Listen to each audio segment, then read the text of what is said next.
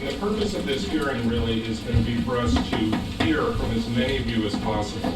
We have about 100 people signed up, and so we're going to have to limit you to 2 minutes each. We have a timer here that's going to help you with that. So please, as you see your time winding down, please wrap up and give your time then to the next person. Yeah. And specifically, this public hearing is on House Bill 2004, House Bill 2008, House Bill 2009, House Bill 2012 on the House side. And on the Senate side, it's Senate Bill 130, Senate Bill 327, Senate Bill 332, Senate Bill 597, Senate Bill 610, and Senate Bill 682. And these bills are pretty much identical on the two sides of the legislature, the House and the Senate. Most of them have to do with raising the minimum wage at different levels or at different rates. And then a couple of them are removing the state preemption on local government's ability to set their own minimum wage. Right now in Oregon, local governments, cities, or counties cannot set their own minimum wage. It has to be consistent statewide. And so there are some proposals to change that.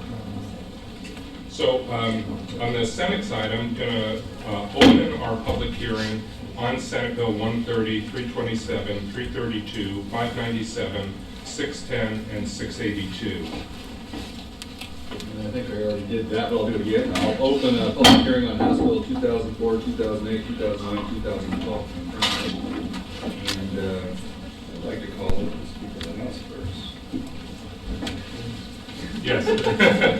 She heard that. I follow that.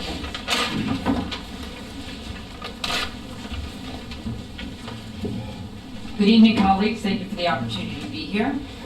Chair Holby, Chair Devereaux, members of both committees. My name is Tina Kochek. I'm the state representative for House District 44, North and Northeast Portland, and Speaker of the House. Before I start, a few remarks. I want to thank everyone who's here tonight to testify, and everyone who's watching online. This is an important hearing. So thank you, chairs and committee members, for taking the time tonight. So, opportunity. That's the central theme of my testimony this evening.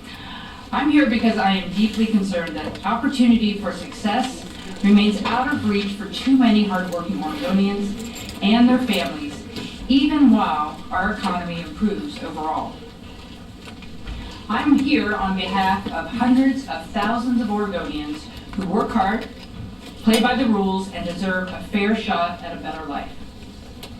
I'm here because I believe that raising the minimum wage is an investment that will expand opportunity, reward hard work, and support healthy families.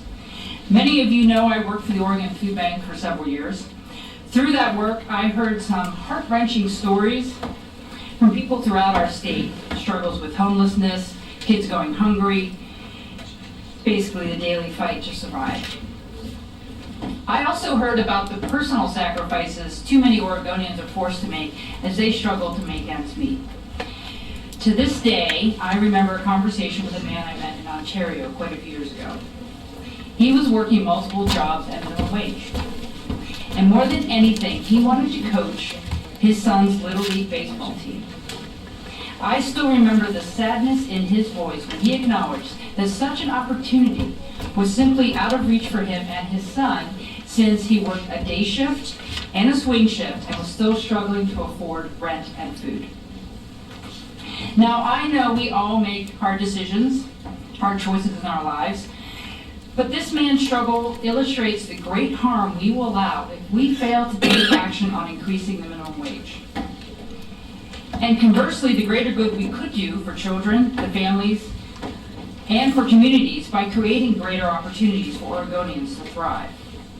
Because right now, 150,000 Oregon workers make minimum wage and take home just $18,925 a year, which we know is not nearly enough to meet a family's basic needs, let alone save for a secure retirement or build a brighter future for our children. Meanwhile, the earnings for the wealthiest in our society have skyrocketed. In fact, studies show that if the minimum wage had tracked the rate of income growth for the richest few, the federal minimum wage would have spiked to more than $22 in 2013. Instead of seeing even a small portion of that astronomical growth, low-wage workers continue to struggle with stagnant or declining wages. As the elected leaders of this great state, we have an opportunity and a solemn obligation to promote a fair playing field, one on which Oregonians don't just get by, but have the opportunity to get ahead. As we know from the several bills under consideration today, the specifics of how we raise Oregon's minimum wage are being carefully considered, as they should be. That said, I'm firm in my commitment to two guiding principles as we move forward for fair wages that improve opportunity. First, Oregonians cannot wait 5 or 10 years for the fair raise they need and deserve. For working families in every community across our state, a lift in the minimum wage will make the difference between living in poverty and gaining a foothold into the middle class. On a day-to-day basis, that increase may be the difference between buying groceries and skipping dinner, paying the rent, or risking a utility shutoff. We cannot delay action while the gap between the richest and the rest continues to grow. Second, we should raise the minimum wage to a level that ensures workers are getting a fair deal for their efforts. Contrary to the misconception that minimum wage workers tend to be teenagers who can easily move on to higher paying jobs, the facts are very clear. First, the average age of minimum wage workers is 35 years old. 4 in 10 are the sole breadwinners of their family. Approximately 2/3 of the minimum wage earners are women, and 22% are women of color. Raising the minimum wage by just $1 would not do enough to increase fairness or opportunity for these women and working families. We must pass a significant increase in Oregon's minimum wage in order to create meaningful change. Family, fairness, opportunity. We fulfill these promises to the people for whom we work, the people of Oregon, by raising the minimum wage. As you listen to the people's stories tonight, I encourage you to keep thinking about the difference we can make in Oregonians' lives by giving them a fair raise. Thank you, colleagues, and I look forward to working with each of you on this important conversation. And thank you for the time tonight. Vote yours. Thank you, Madam Speaker. Representative Vega Peterson, welcome. Thank you. Thank you, Chair Devereaux, Chair Hopley, and members of the committees. For the record, my name is Jessica Vega Peterson. I'm the state representative in House District 47 in East Portland. Thank you for the opportunity to speak on these bills tonight, and it's a pleasure to be here with my speaker in support of raising the minimum wage for Oregonians.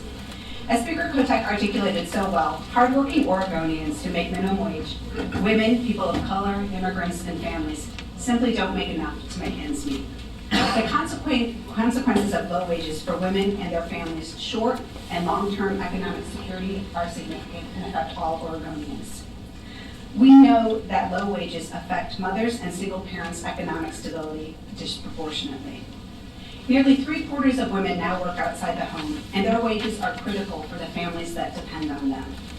Historically, the only jobs available to women, particularly women of color, were undervalued pink-collar jobs like childcare, home health care, teaching, nursing, and service works. We know that today women work at all levels in all fields, but unfortunately, women are still more likely to hold low-paying, undervalued jobs than men. An Oregon mother earning minimum wage at one of these full-time jobs does not earn enough to support her family, especially given the fact that Oregon has some of the highest child care rates in the country. The cost of lower wages also have lifelong negative impacts on women and their families. A poll conducted in February of this year reported that the average retirement savings for men totals $121,000, while the average retirement savings for women is only $78,000. This difference is due in part to the disproportionate amount of women in lower paying jobs. Raising the minimum wage would improve the economic circumstances of thousands of Oregon women and their children. About 350,000 children have at least one parent who would see their incomes rise as a result of increasing the minimum wage. A report issued last week by the Oregon Center for Public Policy indicated that a higher minimum wage for parents could mean a lifetime of economic benefits for their children. The research shows that every $1,000 in annual yearly family income increases the academic performances of a young, low-income child. An additional $3,000 in yearly income during a child's early years increases his or her academic performance by the equivalent of an extra 2 months of school and is associated with a 17% increase in that child's earnings when they become an adult. At the end of the day, higher wages makes families better off. Raising Oregon's minimum wage creates a pathway towards economic security and self-sufficiency for a large number of Oregon families who now are struggling to make ends meet. Thank you so much for your time tonight. I'm happy to answer questions. Thank you. No questions. We want to hear from everyone, but thank you very much for coming. And for those of you who are watching, there must be a couple hundred other people out there, hearing rooms. We're packed with people who are interested in this issue. And I will say that we're not going to be able to take, obviously, testimony from people who aren't here, but everyone can submit written testimony to us until 5 o'clock on Friday. So if there's anything that you heard tonight that you want to respond to, please feel free. The record will be open until then, and we'll be reading that written testimony over the weekend. So let's call up our first panel, and that will be Peter Emerson, Marcy Pelletier, and Deborah Field. If you could all come up. And then on deck. On deck we'll have Amy Nichols, Linda McHenry, and Valerie Stinson. Okay, welcome. Just jump right in. I'll start off.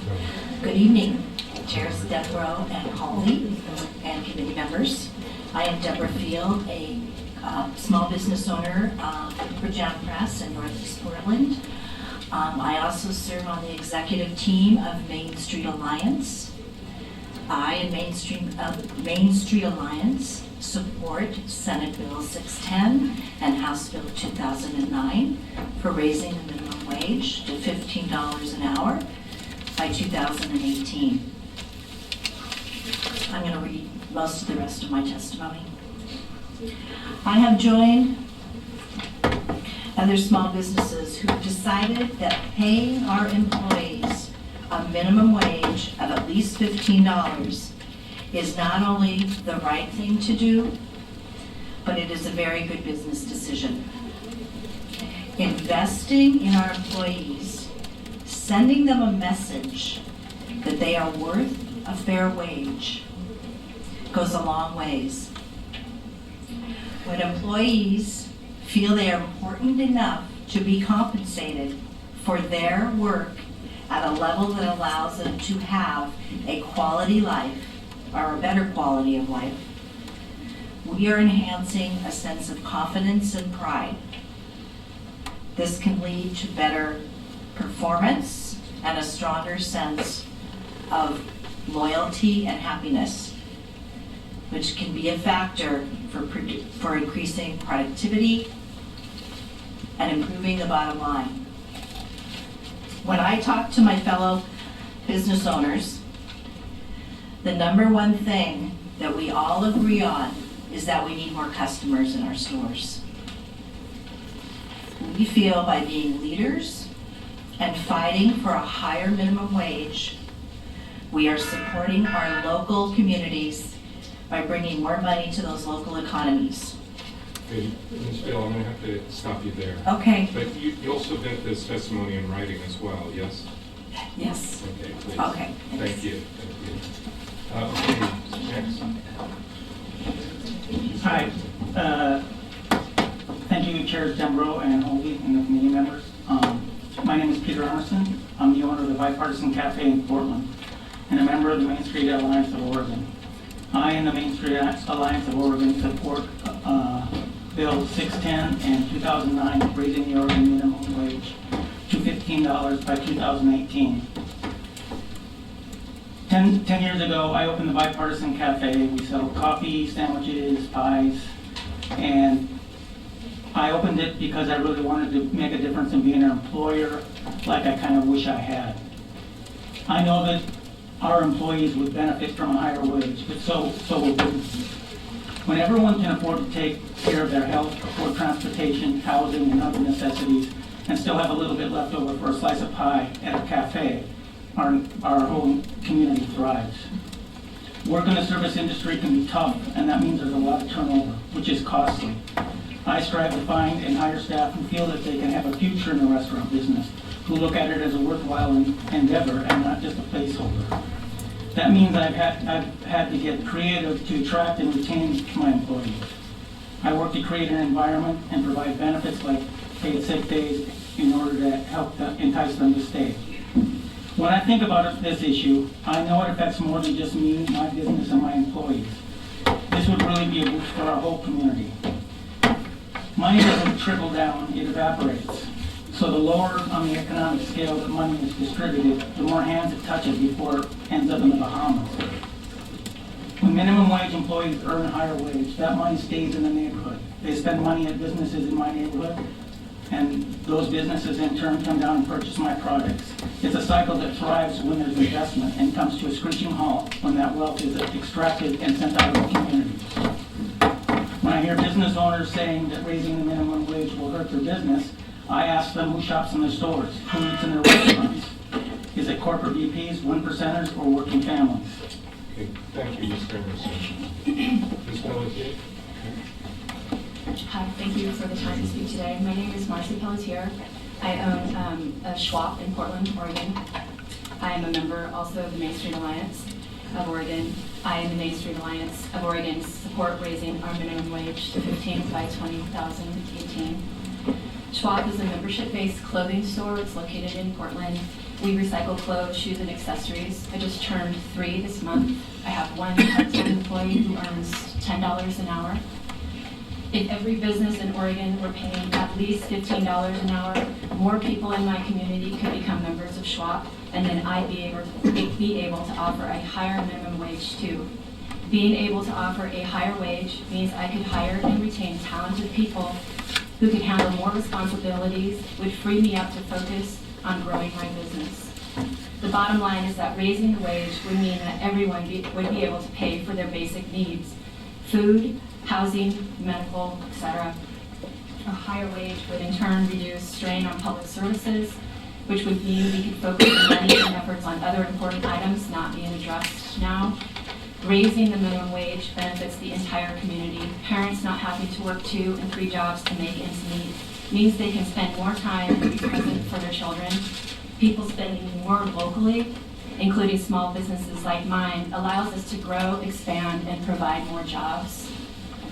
I think big picture, if people are making more money, they spend more money, which means they will spend more money in our small businesses. Exactly what we all need: more customers.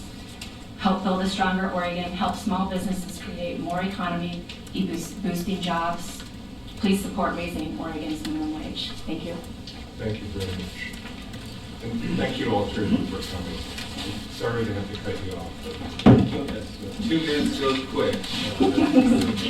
Up next, Amy Nichols, Linda McHenry, and I think it's Brian Wilson. And while they're coming up, the next panel will be Nick Gammon, Bianca Meliton, Martha Santoyo, and Christy Palmer. So if you all could get ready.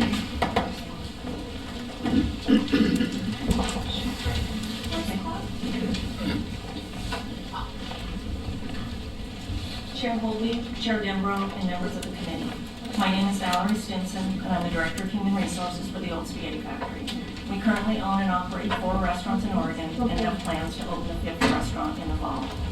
While we understand the importance of appropriately compensating employees, we have concerns with the proposal to so aggressively raise the minimum wage in Oregon. And although it may sound like a good idea to put more money in all workers' pockets, the pay increases also have a negative ripple effect on business and the economy. Such a rapid increase in minimum wage would force us to raise prices by an amount that we normally consider unreasonable. We do everything we can not to raise prices. and we look for other ways to reduce expenses before we make a decision to raise our prices even 2 to 3% in a year. This is because we care about the direct impact of those who would be hurt the most by a price increase, our customers.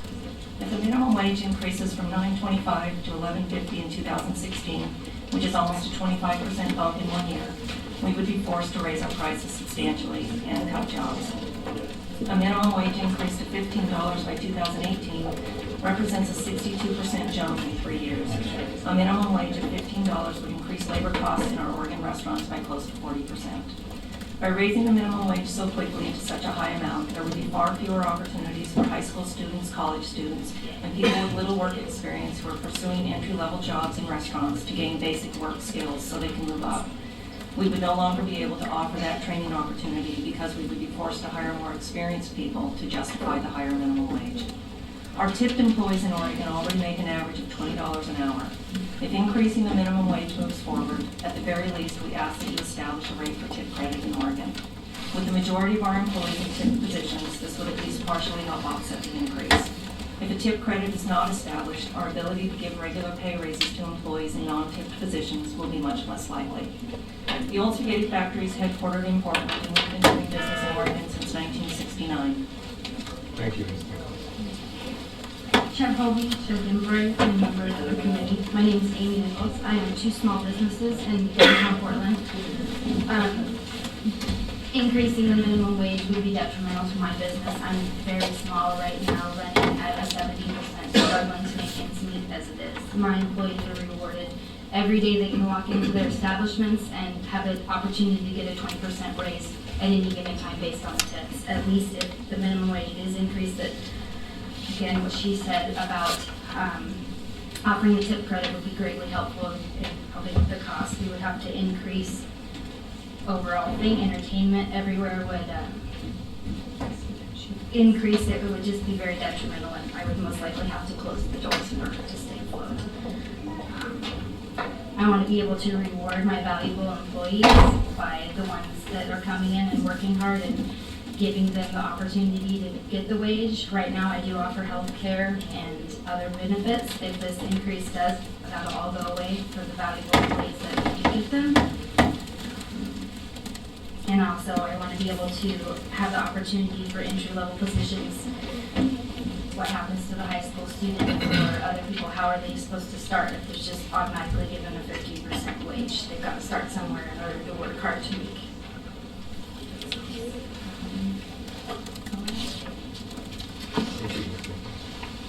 Hi, I'm Linda McHenry, and I am chairs and members of the committee. I'm Linda McHenry, and I'm here to oppose the minimum wage increase. It was interesting when I heard the descriptions of people struggling on minimum wage. I think you need to understand the struggle small independent business owners are making. We often have to make the decision to pay payroll, utilities, pay the food vendors.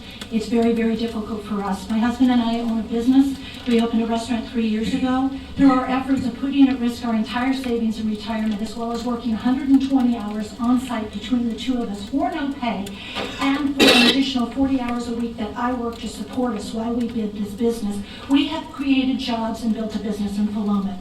We employ the equivalent of 14 to 15 FTEs, which is comprised of 27 full and part-time employees. 21 of our employees are students, 20 of our employees are female, 7 are male. The majority of our employees are first-time workers with no prior experience. While they're getting paid to do a job, they are also being taught valuable skills that will pay them into the future. 11 of our employees are servers. They are currently paid the minimum wage of $9.25 per hour plus tips that range between 10 and 15 an hour. That takes their average hourly wage from $9.25 an hour to anywhere from $19.25 to $24.25 an hour. I know the exact amount because I require all my servers to report all tips daily on a log sheet. I report them every pay period. I deduct payroll taxes, and I, the employer, pay the additional payroll taxes on top of that. An analysis of the proposed wage increase will have the following effect on our business. Current wages run at 39%. At $10.25 an hour, it will go to 45% of sales. At $13.50, it will go to 54% of total costs. And at $15 an hour, it will run 59% of total costs of running our business. That's before our foods, utilities, overhead. And bear that in mind, my husband and I are not included at that at 120 hours a week, plus I work a second job to support us. I think that's very important that people forget what small business owners do and risk out their lives on the line to create jobs, bring something to a community. Thank you. Thank you very much. Okay, so the next panel again, Nick Hammond, Bianca Melichon, Martha Santoyo, and Christy Palmer. If you could all come right up as quickly as you can. And on deck, Dave Pedotti, Jim Madden, and Brittany Quick. Okay, and just before you start, I want to announce that if someone lost a ring in the ladies' room, hopefully it was ladies, it has been found and it's at the kiosk that's out in the lobby. All right, go ahead. Chair Deborah, Colby, members of the Senate, Workforce, and House of Business and Labor Committee. My name is Martha Santoyo, and if I'm a candidate. I work as a caregiver earning $10.50 an hour. My husband and I work really hard to support our 3 kids. Our life has been deeply affected by not earning enough. We rarely share time together anymore because we have to work all day, 7 days a week to cover our expenses. The time that we have left to spend with our kids is minimal. We don't feel like we live like a family anymore. We don't have the time to talk to them or share time with them or be there for their sports. If we earn more money, we wouldn't have to spend so many hours away from home and we live like a normal family again. We don't want our children to feel like we don't care. We would like nothing more than to support them so they grow up emotionally healthy. Thank you.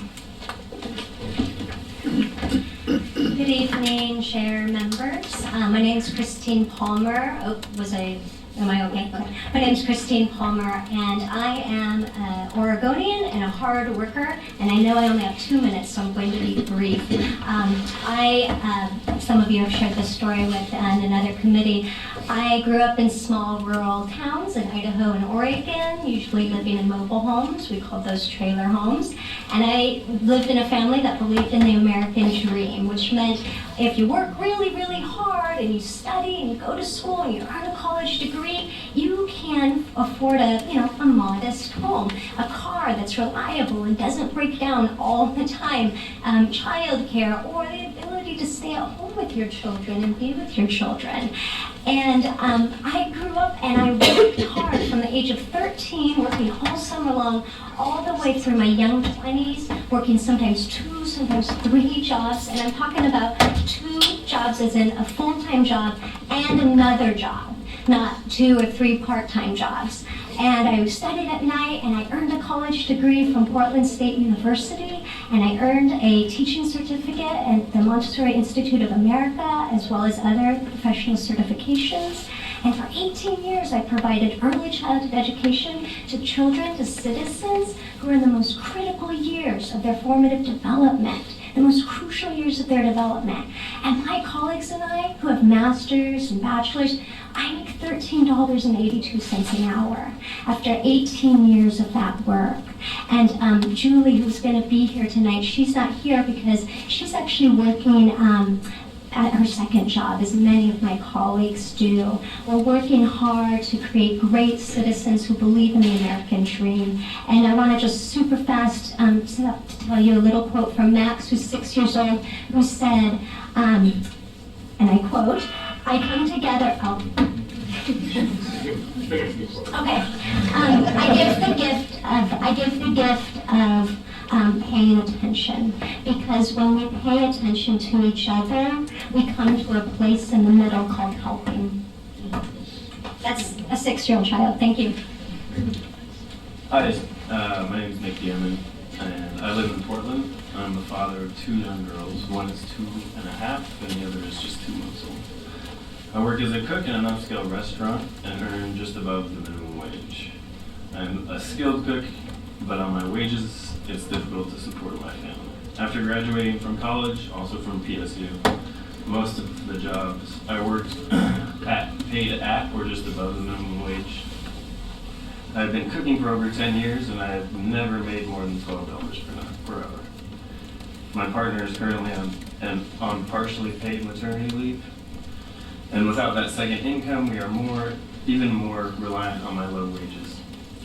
When my wife goes back to work in a few weeks, we'll spend $1,200 a month on childcare, and that's for our daughters to be in care only 3 days a week. My wages each month will only just cover our part-time childcare bill. There will be nothing left to spend on food and bills, let alone retirement savings or to buy a second car, which we will need in the near future as I ride my bike carrying our 2-year-old in a trailer that will not accommodate our other baby. I like my job and I love my family. I would even like more time with my children and less time at work, but I can't afford to make that choice for my daughters. I never imagined that working in a skilled job would pay so little, and there would be so few options in our state for people like me, with families to make a living wage. I want a bright future for my daughters, one that allows them to go to college like I did. Except I want them to be able to afford that college, and I want them to know that after they've worked so hard and gotten experience in their field, that they will earn a decent living. They deserve a financially secure future filled with possibility. In order to give them that future, I need to be able to earn enough to support my family and to save for them. I hope you will stand up for Oregon families. Thank you very much. Thank you. Thank you, Mark. Thank you. Now about Dave Pedati, Jim Madden, and Brittany Swift Warner. And then after them, it'll be Bridget Cook, Mary King, and Lily Ho.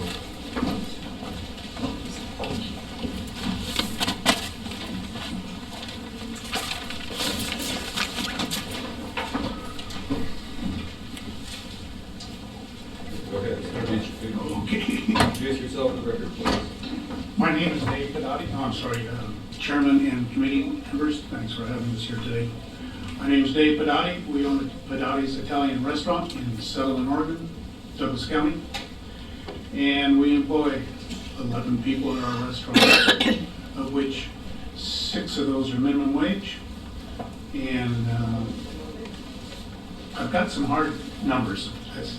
Just last quarter, first quarter of this month, this year.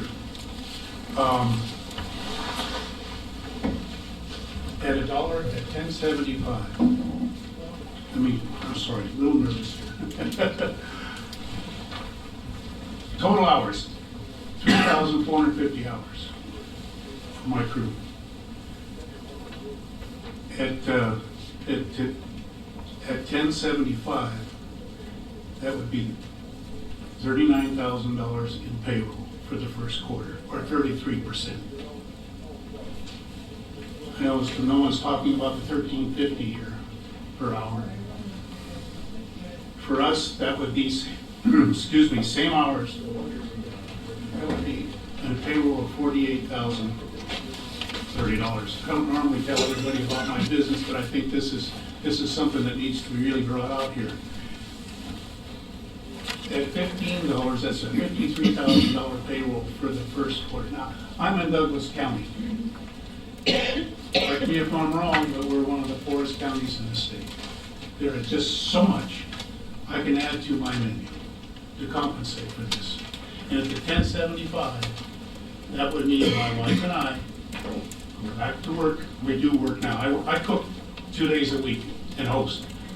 But that would mean we would let one employee go and pick up more hours ourselves. I'm sorry, I'm 70 years old. This is, I don't look forward to this, but this is what we would have. Thank you. Okay,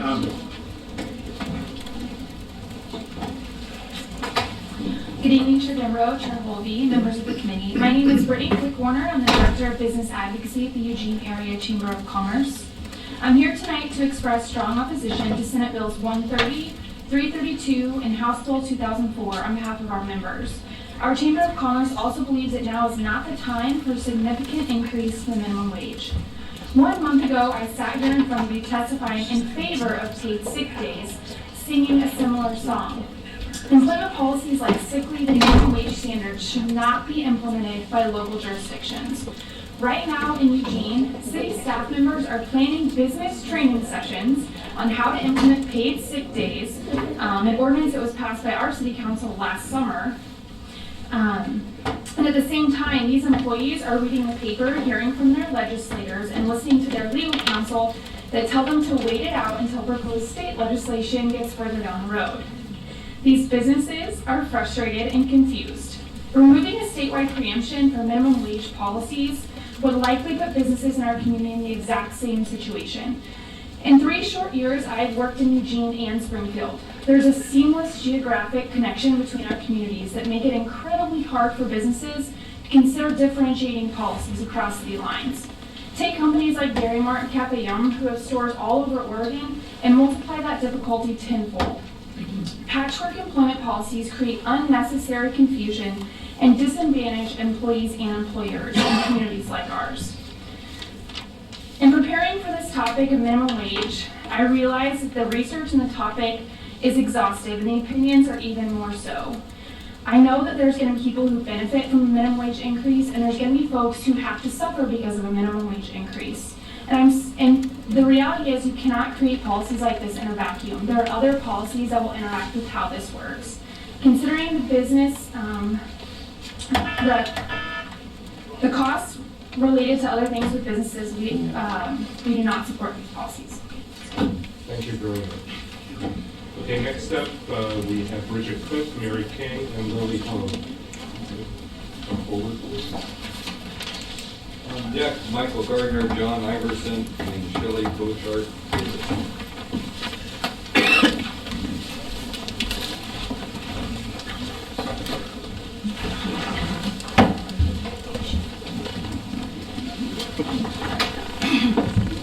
Good evening, members of the committee. My name is Bridget Cook.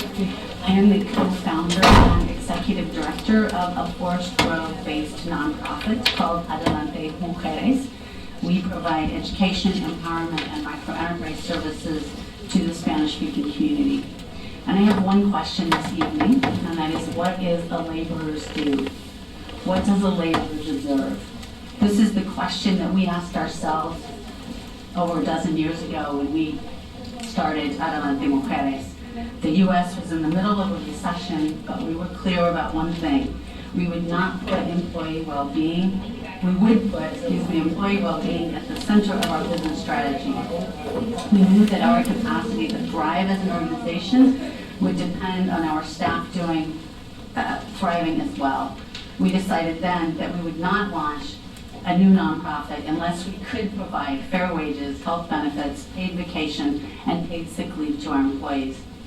We would not work for social change on the backs of our employees, nor would we make our employees turn to government programs to meet their financial needs.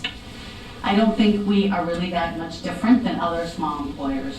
I think we all want to do what is just. Most of us care about our employees. However, even though we care, it is easy to let other factors influence our decisions. The market will not solve the problems of low wages. Good intentions will not solve the problem. So what is a laborer's due? I think we can all agree that a laborer deserves a fair wage. Our current minimum wage is shortchanging thousands of Oregon families. A shameful number of full-time workers today are trying to survive on a minimum wage that does not come close to supporting their families. Let's remember that the government programs that make up our safety net were never meant to subsidize businesses that don't pay a just wage. A full-time worker should not need to turn to government programs to survive. Let's give workers the dignity they deserve and do what is right by passing a minimum wage increase. Thank you. Hi, Chairs Deborah and Holby, members of the committee. My name is Lily Hogue. I'm the Policy Director at Family Forward Oregon. We are an organization committed to helping families care at home and be better at work. So Oregon has a rich history of leading in the minimum wage. Over 100 years ago, we actually passed a living wage for women. Though we've made some progress since 1915, we're still a far cry from having a living wage for all families. In fact, right now, a family on the minimum wage, a person is earning $19,240 a year working full-time. So while they're making that, they qualify for public assistance, and we're offsetting their poverty level wages. You Is can it too say close? that, yeah. Sorry. These are really simple. So in Oregon, 60% of all minimum wage workers are women. They're cleaning offices, working in hospitals and in home health care. They're providing childcare for children and for older people. These women are trying to keep their families financially afloat while making poverty wages. Of the 166,000 households that are led by single mothers, 1 in 3 of them live below the federal poverty line in our state. When women make poverty wages, they face not being able to afford childcare, food, clothes, and certainly not retirement or saving.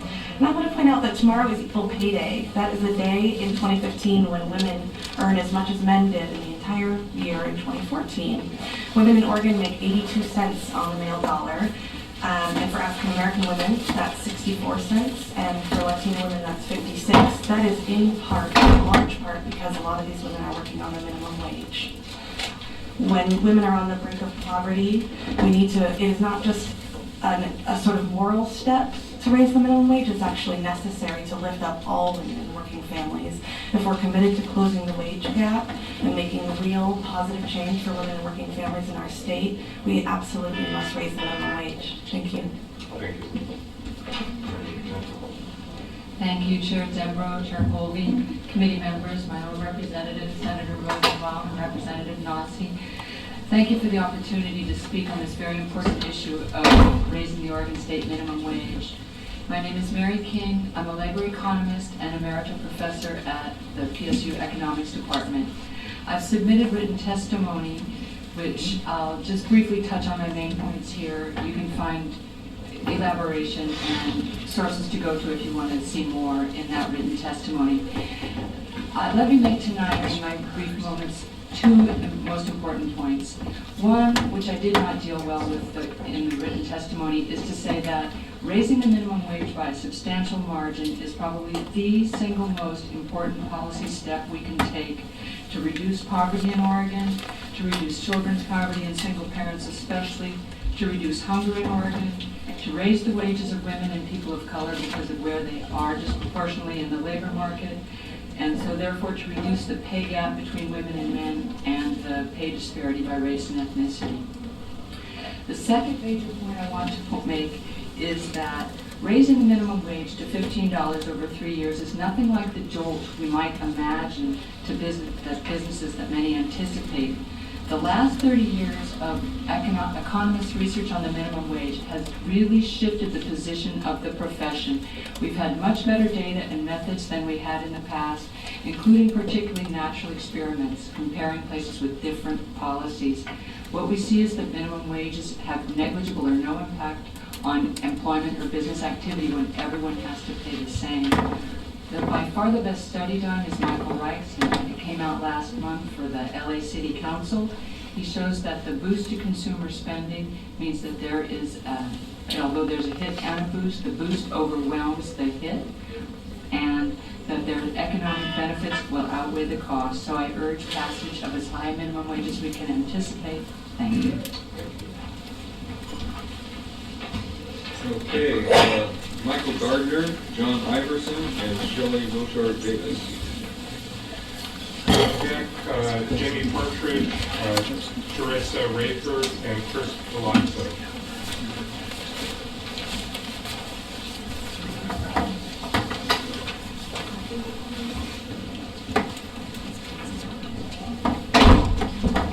Good evening. If you could introduce yourself to the record. John Iverson. Okay. Oh, I'm up first. All right. Rep. Hovey, Chair Dembro, thank you for spending tonight in committee being here tonight at such a late night. I started out working minimum wage when I was 14 years old. Worked summers after 8th grade all through high school, saved my money. I'm living at home. Was able to afford college, paid for it on my own. My dad, single dad, lost my mom as a freshman in high school.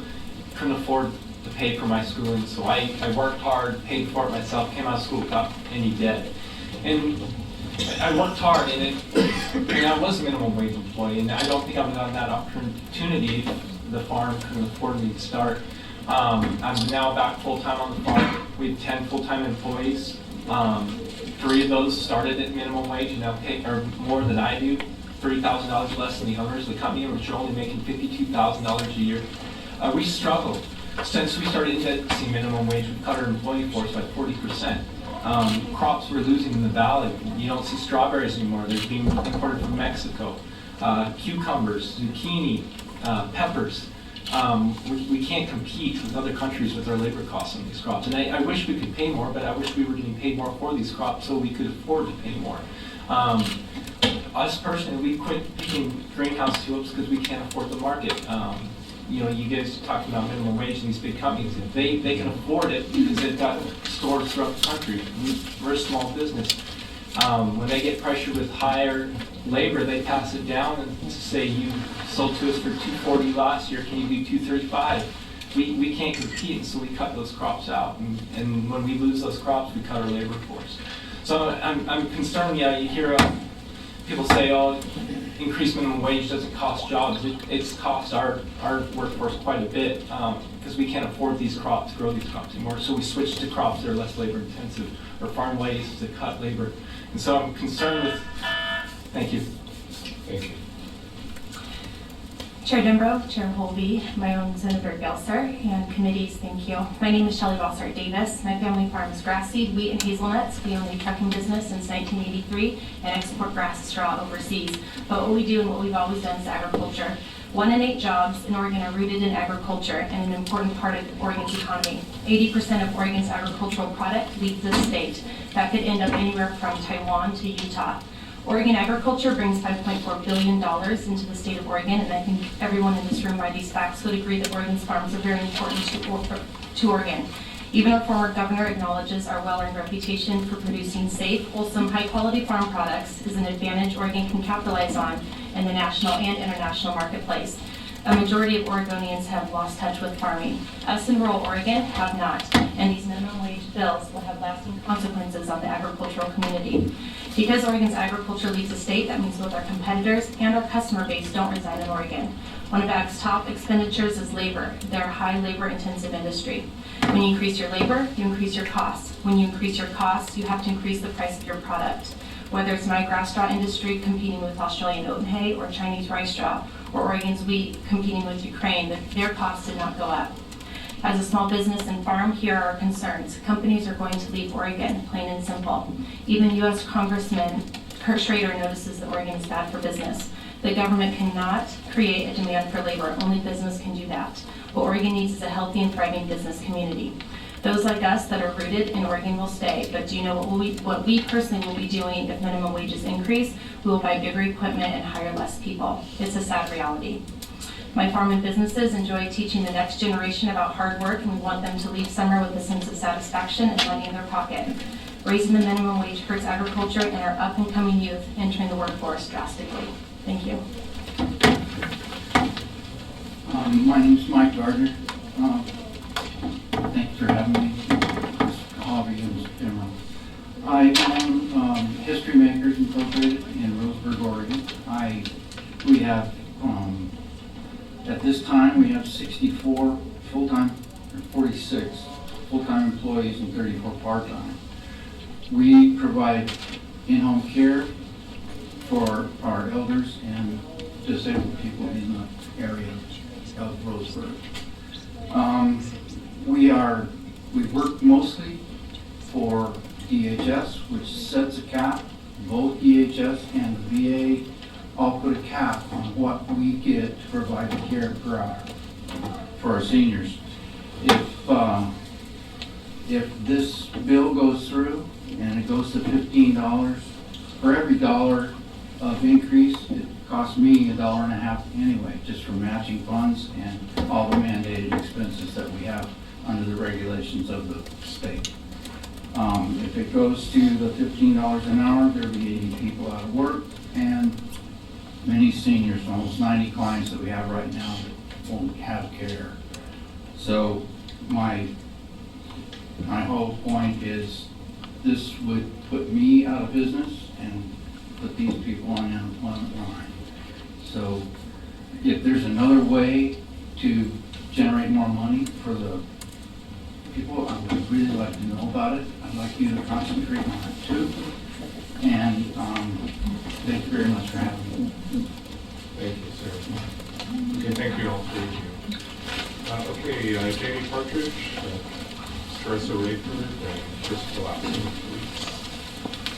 On deck, Paul Lavoy, Adam McCarthy, Jennifer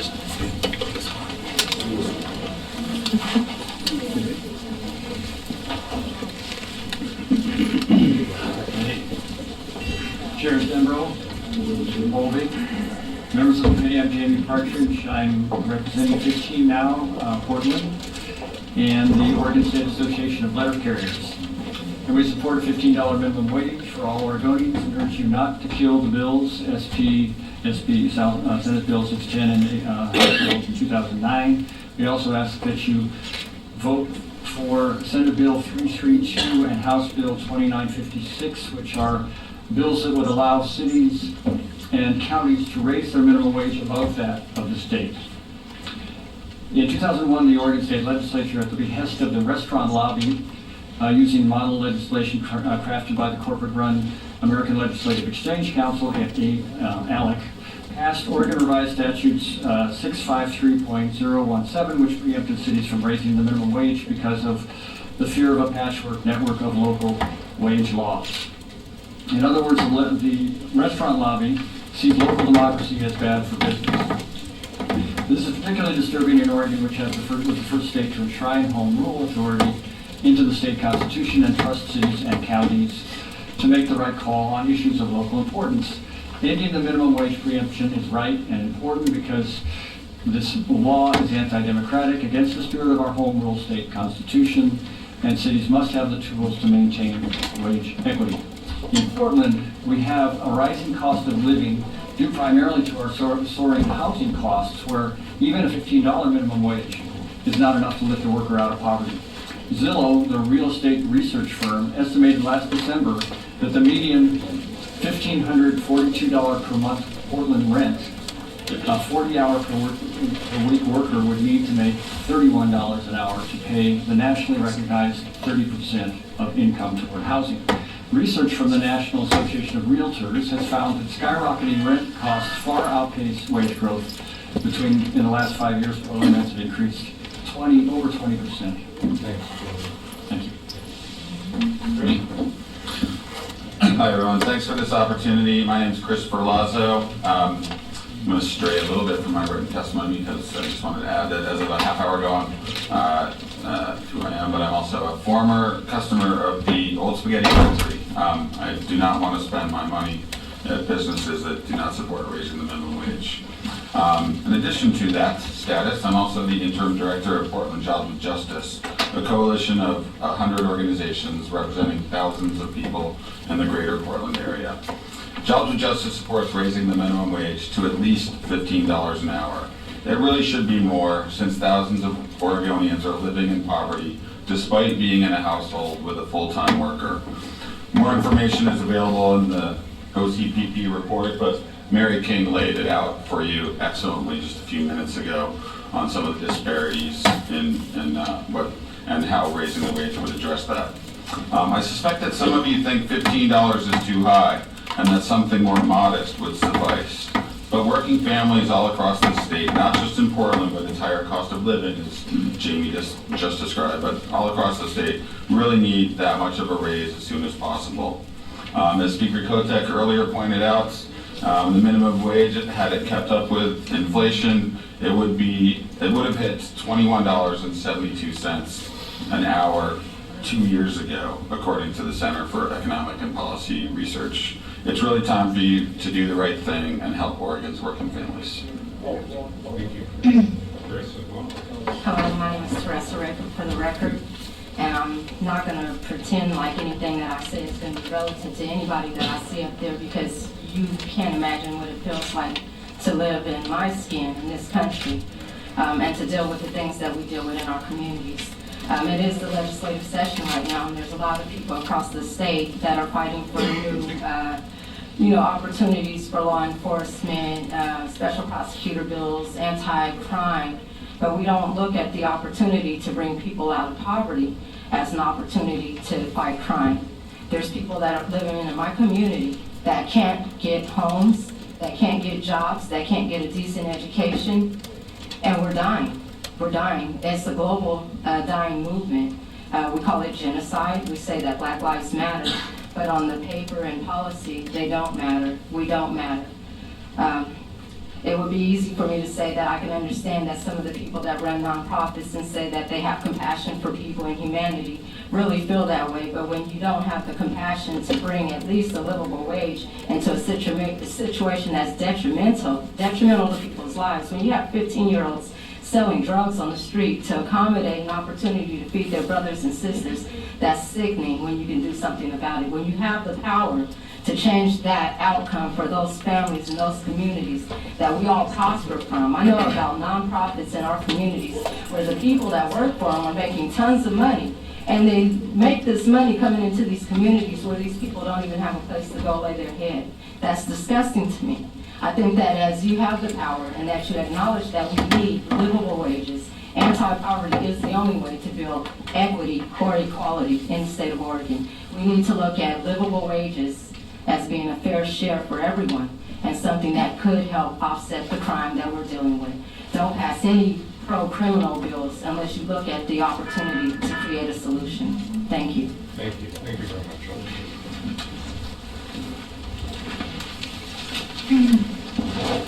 Paul LaVoy, Adam McCarthy, and Jennifer Ewer.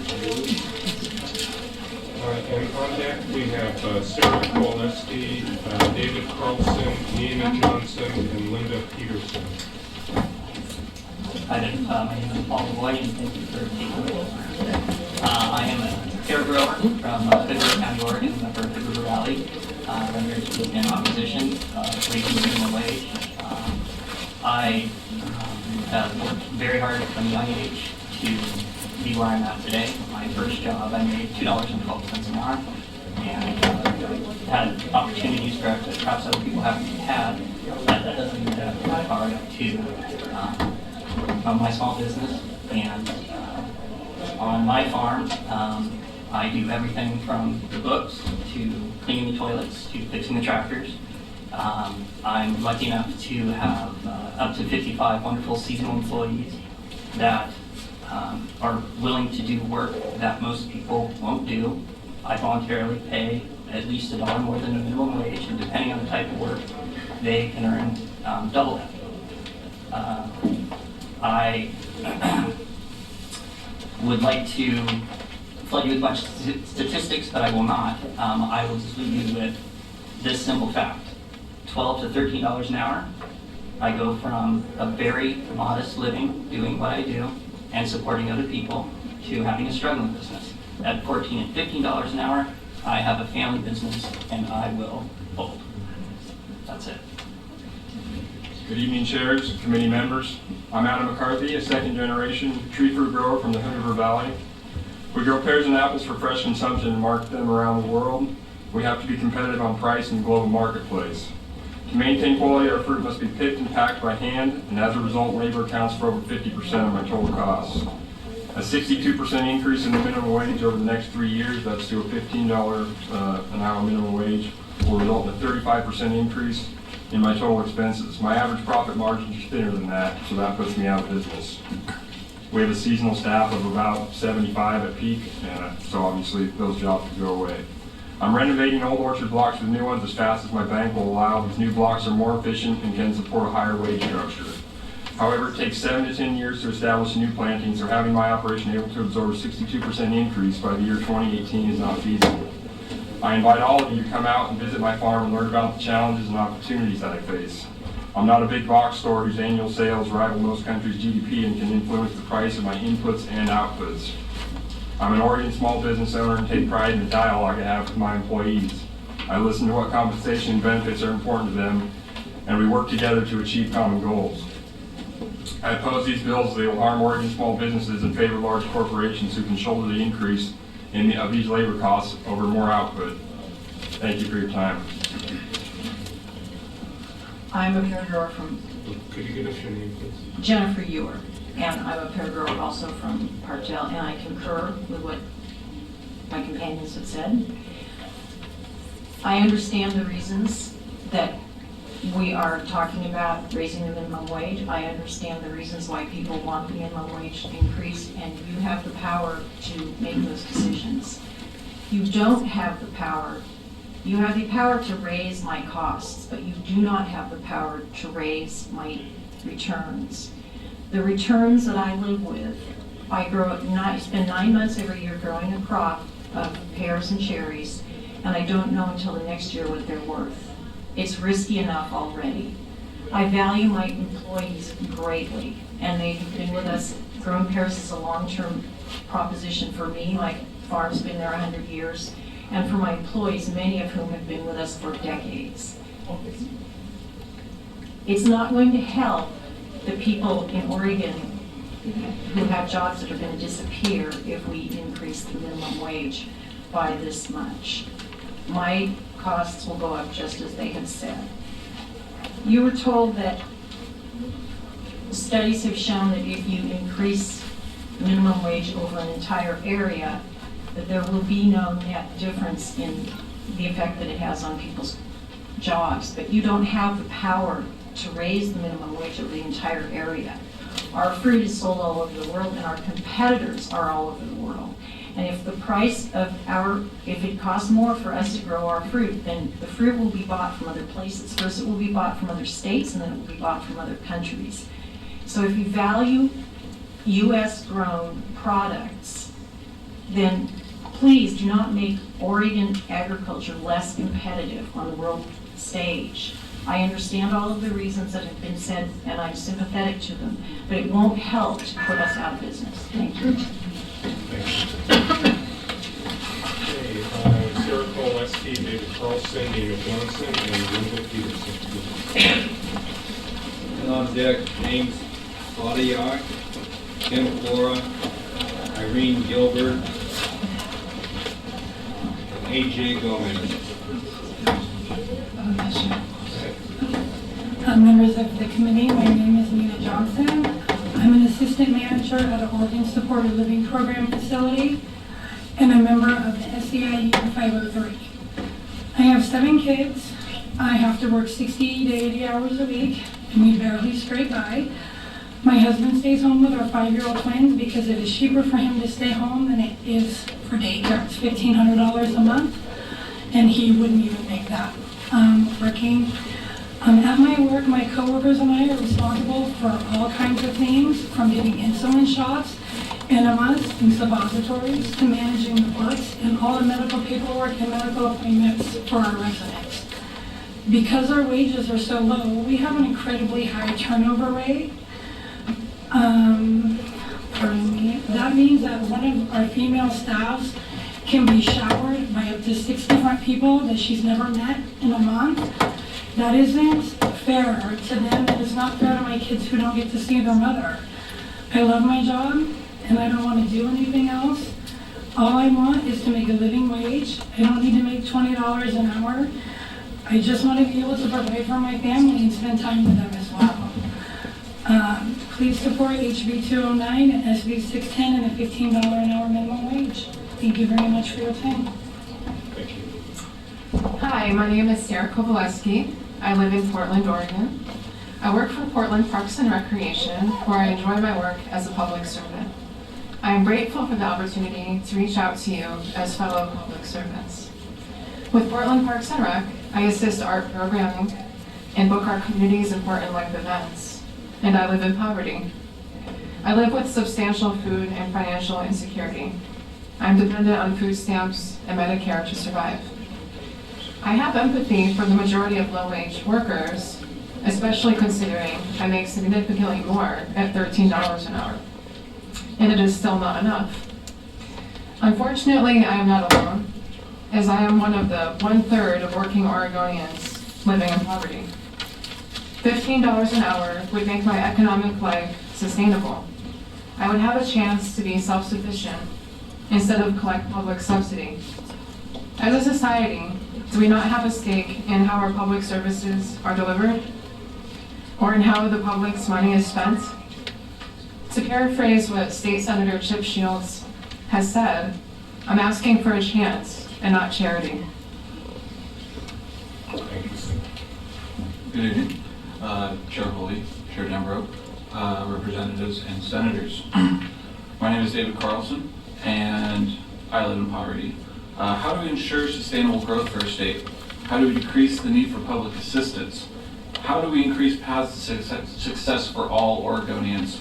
We raise the wage for those at the bottom to $15. There is no alternative to getting equity back to the people. We know trickle-down economics does not work. For those at the bottom, wages have remained stagnant while everything else has risen in price, including housing, food, and transportation. I myself am in this category as I attempt to attend college.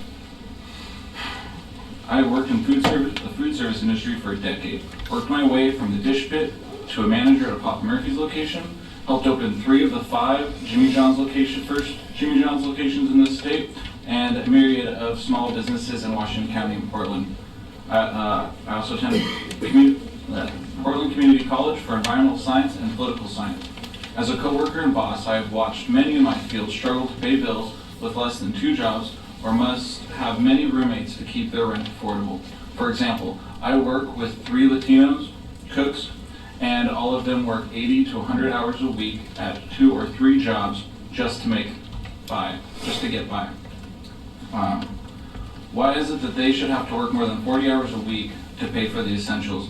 Many of these have worked at the same locations for over 6 years, and they're still making less than $10. I understand that there's a wage ceiling for being a cook, but it seems ridiculous that they should have to work 80 to 100 hours a week while they have families just to pay rent.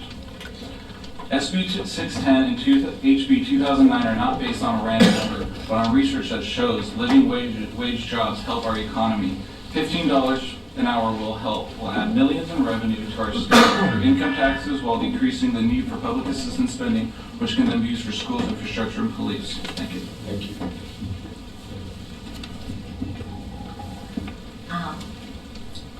Thank you for having me here, Chairs Holby and Dembro and the rest of the committee.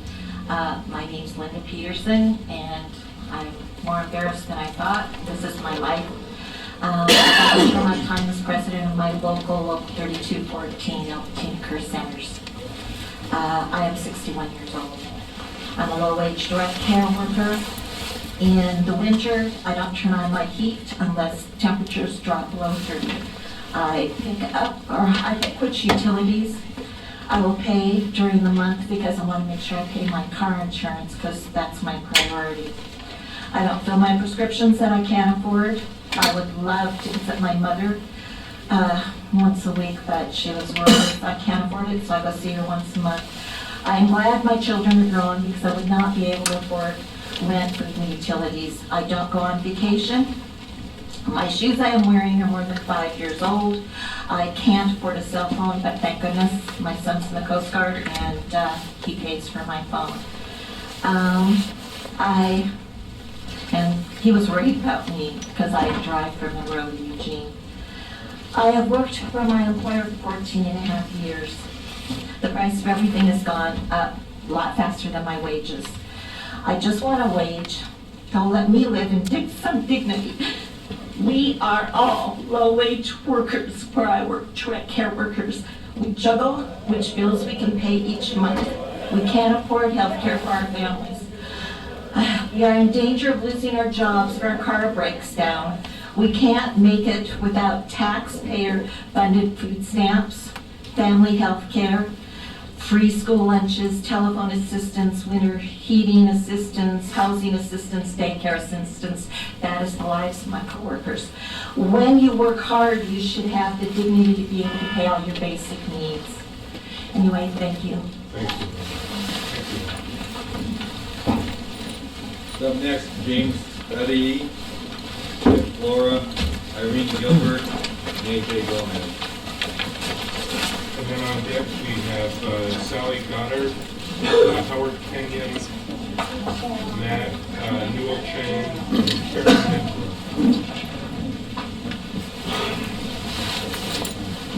Go ahead and Good evening, Chair, members of the committee. My name is James Fatahi. I am the Director of Operations for Outback Steakhouse.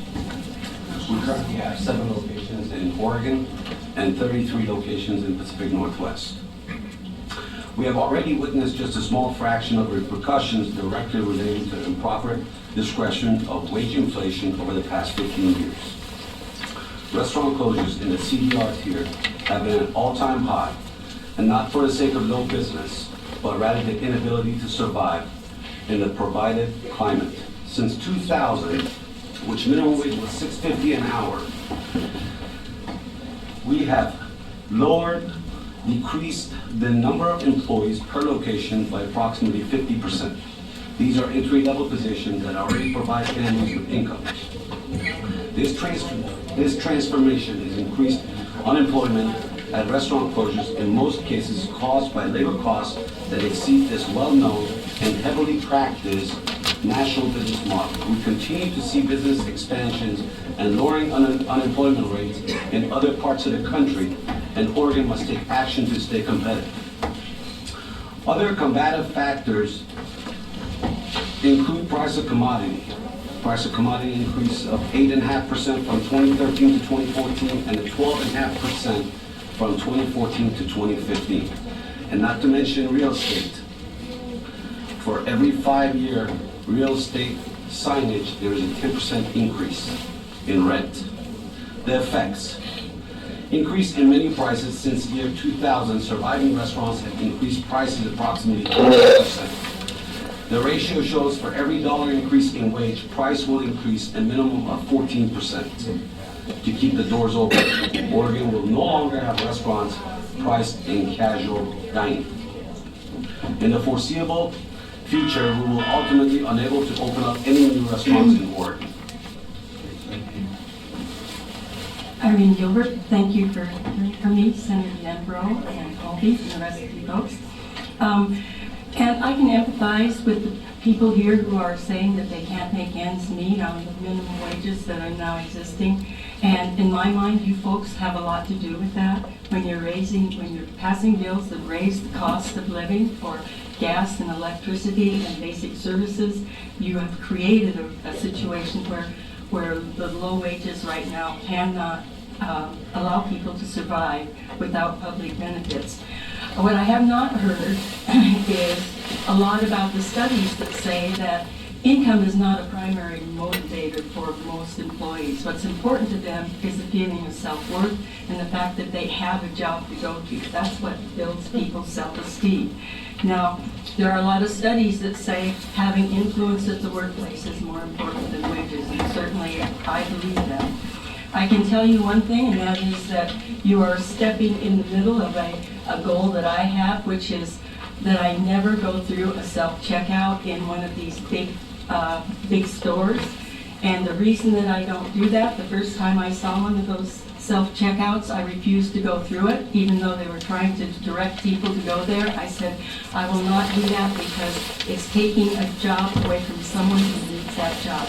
And from then to now, I have never gone through a self-checkout. Now, I see the consequences of this bill as being a whole lot more in the way of self-checkouts, and you're frustrating that goal of mine, because pretty soon there will be no customer service in the big businesses that can afford the money to do those kinds of automizing of jobs. And so not having a job is the consequence, as I see it, for the businesses that can automate their services. Thank you very much for your time. Chairman, members of the board, thank you for having me here today. I run an Outback Steakhouse, and You give us your name. oh, I do apologize, Tim Flora.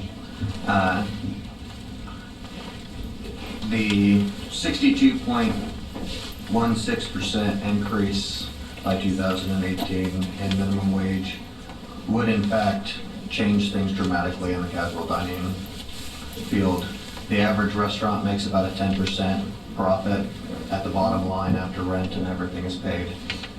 This minimum wage increase would raise our overall cost of operating by approximately 8%. That paired with other costs increase over time will unfortunately cause restaurants to close their doors. as we've seen in the past with multiple other casual dining restaurants such as TGI Fridays and other ones that have left the area. Replacements of the workforce are already in test. The only option to survive will be to cut staffing by 50%.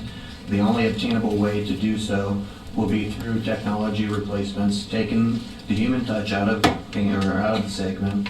If you have a favorite restaurant and an outstanding member of the wait staff who knows you and your family, expect to see them replaced by touchscreen ordering devices, incapable of making recommendations, specials, or custom orders, or being able to celebrate and enjoy your special evening out with that of the staff.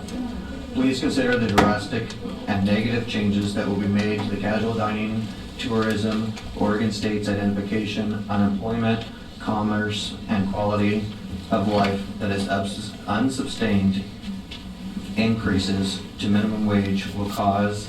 And remember, your next big milestone dinner might be at a drive-thru. Thank you.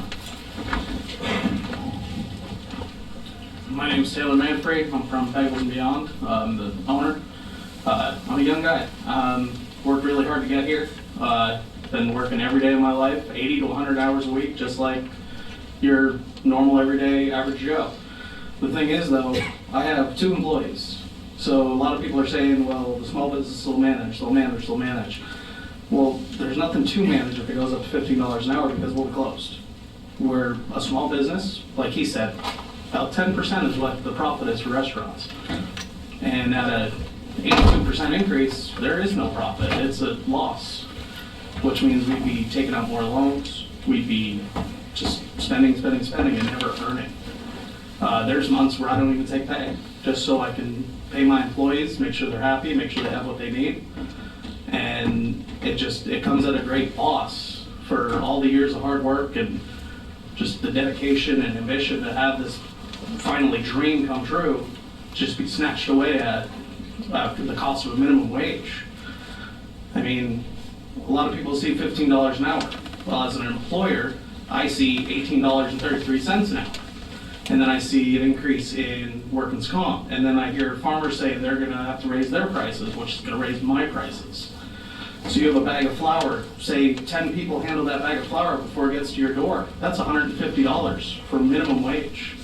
Because most of your products that you get here in Oregon are local. So I know we try to get as local as possible. We get Pemberton Farms, we get the local Oregon farms. Well, if they have to pay all their employees $15 an hour, that's gonna just destroy our food costs. It's gonna have me fire my employees, which would just be heartbreaking for me because these are people I become family with. And we are your mom and pop shop, and we are dedicated to bring a good product to Salem, and it's just gonna be taken away, and that's not fair. Thank you, guys. Thank you very much. Okay, so next we have Sally Goddard, Howard Kenyon, Matt Newell Chang, and Karen I'm on deck at Hall,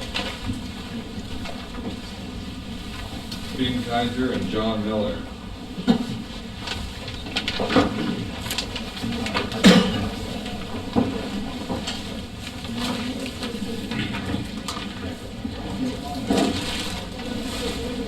Thank you to the chairs and committee members. My name is Sally Goddard, and I live and work in Yamhill County. I have been a psychiatrist for 30 years and an ordained minister in the United Church of Christ for almost 5 years. I'm the mother of 3 young adults. Most of my work in psychiatry has been with people of low income. The patients that I've worked with have struggled to get back on their feet again after debilitating illness. But this struggle has often had less to do with the illness itself than with finding a place to live and landing a job with adequate pay that would cover rent, food, transportation, medical, and pharmacy co-pays if they are even lucky enough to have insurance. It has been devastating to watch bright, strong, young people lose their ambition, their hopes, their determination. It is discouraging to see young adults become chronically disabled over the years when a living wage could have kept them functional at a time when rehabilitation was possible. Currently, I work part-time in a student health center at a small college. I meet many senior students who realize they will be unable to live independently when they graduate. Seldom will their first job cover their living expenses, especially if you add in the tuition payments that they will have to pay soon for the loans that they've taken out.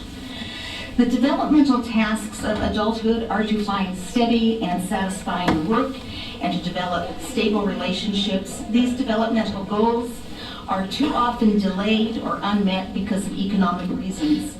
And it's common to find young adults hopping from one minimum wage job to another in order to try to find that elusive career path. If graduates could begin their work careers with a living wage, their transitions to being involved and responsible citizens in our communities would be much more successful. My ministry involves working with immigrant families and assisting with community integration. According to American Community Survey, Thank you. Chairs Deborah Holby and committee members, my name is Howard Kenyon, and I direct Ecumenical Ministries of Oregon's Northeast Emergency Food Program in Portland, in the College neighborhood. Over the past 14 years, we have served emergency food and clothing to more than 55,000 unduplicated individuals. Half of those we serve are adults aged 21 to 65 who do have employment, but with inadequate income to provide for their families. I'd like to share the story of one family, a couple I met nearly 5 years ago when Keith was laid off from his job in a salvage yard during the Great Recession. When the third child was born 2 years ago, they discovered that Vicki, Keith's wife and the children's mother, has multiple sclerosis. After 4 years of desperately looking for work, Keith finally landed a job a year ago at a local sandwich shop. Actually, he found work at 2 shops, putting in 60, 80 or more hours a week, week after week. Within 2 months, he was promoted to manager at one of the stores, as I had predicted. It was in the Big Pink downtown, one of the busiest sandwich shops in Portland. His other store is in Clackamas. Even with promotions and increase in pay over the past year, he still does not make enough to provide for his family. He works a combination of salary and hourly wages at the 2 stores, and actually a third one on occasion. But no matter how you calculate it, his pay at both salary and hourly is only $12 per hour. How do Keith and Vicki make ends meet? Sad to say, in no small part due to a team of volunteers we have put together.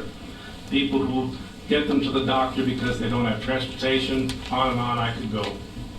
But a lot of their basic needs go unmet. Keith is a hard worker, and he longs to have a higher wage. Thank you very much. Thank you. Good evening, Chairs Denbrough and Holby, members of the committee. My name is Matt Milching. I'm the Public Affairs Director at Partners for a Hunger-Free Oregon. The Gallup organization in 2014 polled Oregonians of all stripes, and they asked this question. They asked, have there been times in the last 12 months when you did not have enough money to buy food that you or your family needed? And across Oregon, 1 in 7 Oregonians, 1 in 7 households in Oregonians answered yes to that question. Many of those families are here tonight in this room, in 3 overflow rooms behind me. And members of the committee, you have a choice.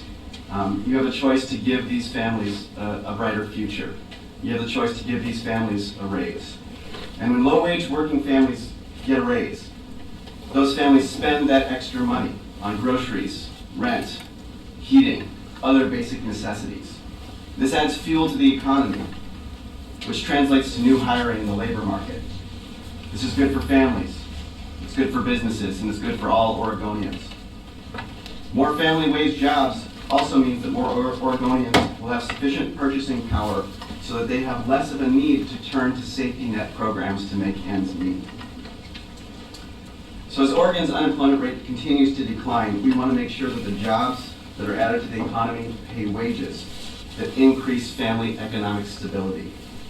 A higher minimum wage makes that a reality. It's good for workers, their families, and for businesses that need customers with cash in their pockets. Let's raise the minimum wage.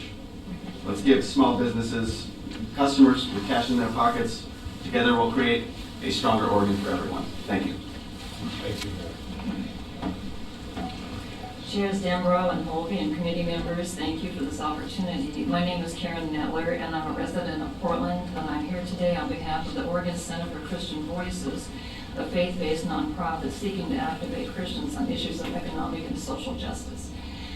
OCCV believes Scripture clearly states that God's intended role for government is to assure our economic and social policies provide opportunity for all to flourish, that God takes particular interest in the most needy and marginalized, and looks to those who govern to share that interest when designing policies. OCCV supports increasing the minimum wage. Throughout the Hebrew Scriptures, the prophets speak to the need for a fair economic system, one which does not tolerate conditions that create poverty. Scripture does not condemn financial prosperity, but it clearly condemns gross disparities in opportunity and outcomes that cause suffering and perpetuate poverty, and calls us to work toward equality of opportunity so that people who work have enough to meet their economic needs and to be dignified members of their community. We believe it is simply wrong that there are those who work full-time and yet cannot escape poverty. An increase in the minimum wage is a step towards addressing poverty and also acknowledges the worth and dignity of those doing the work. While profits are essential in our economic systems, we believe it is a moral imperative to attend to the well-being of workers and their families by assuring they have a reasonable measure of economic security in return for their labor. Scripture tells us that the success or failure of our government policies can be judged by how well the most needy and marginalized are doing. Therefore, we respectfully urge you to support increasing the minimum wage, taking an important step toward addressing the economic insecurity experienced by many of the hardworking people in our community. Thank you. Thank you, Karen. Thank you all. So up next we have Nate Hall, Ben Kaiser, John Miller. I think Jazz Singh. Okay, on deck we have Jesse Sharp, Sean Franks, and Jordan Whitline.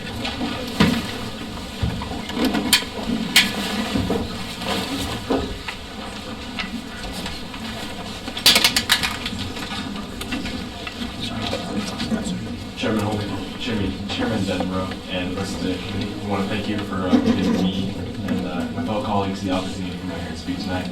I'm Benjamin Kaiser, I'm a West Salem native, and I'm a student, and it's a really unique opportunity to have my voice heard, something that's not normally heard in such public hearings, and I really want to thank you for that opportunity. It's my generation that will have to pay for the mistakes of the political system today. And I believe that raising the minimum wage is one more mistake that we'll have to deal with in the future. And as a future generation politician, I hope, hopefully, it's not something I want to have to deal with. Personally, I'm for small businesses, and I understand and sympathize with the struggles that they run with maintaining their businesses.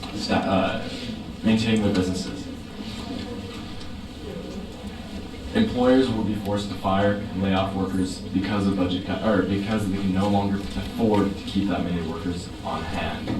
And raising the minimum wage is not something that is smart if we intend to keep small businesses in, in work. Bigger businesses may be able to take the blow from a raise in minimum wage, but it's really the smaller businesses that we have to think about. Small businesses who profit are far less than franchises, and small businesses who may not be able to make these readjustments for funds will go out of business. And they need to keep workers in, they need to keep they cannot afford to keep all of their workers on payroll, and no jobs is not a good thing. And having a job is better than no job, and raising the minimum wage will cancel jobs. Thank you. Hello, Representative Holby and Senator Denbrough. My name is Nate Hall.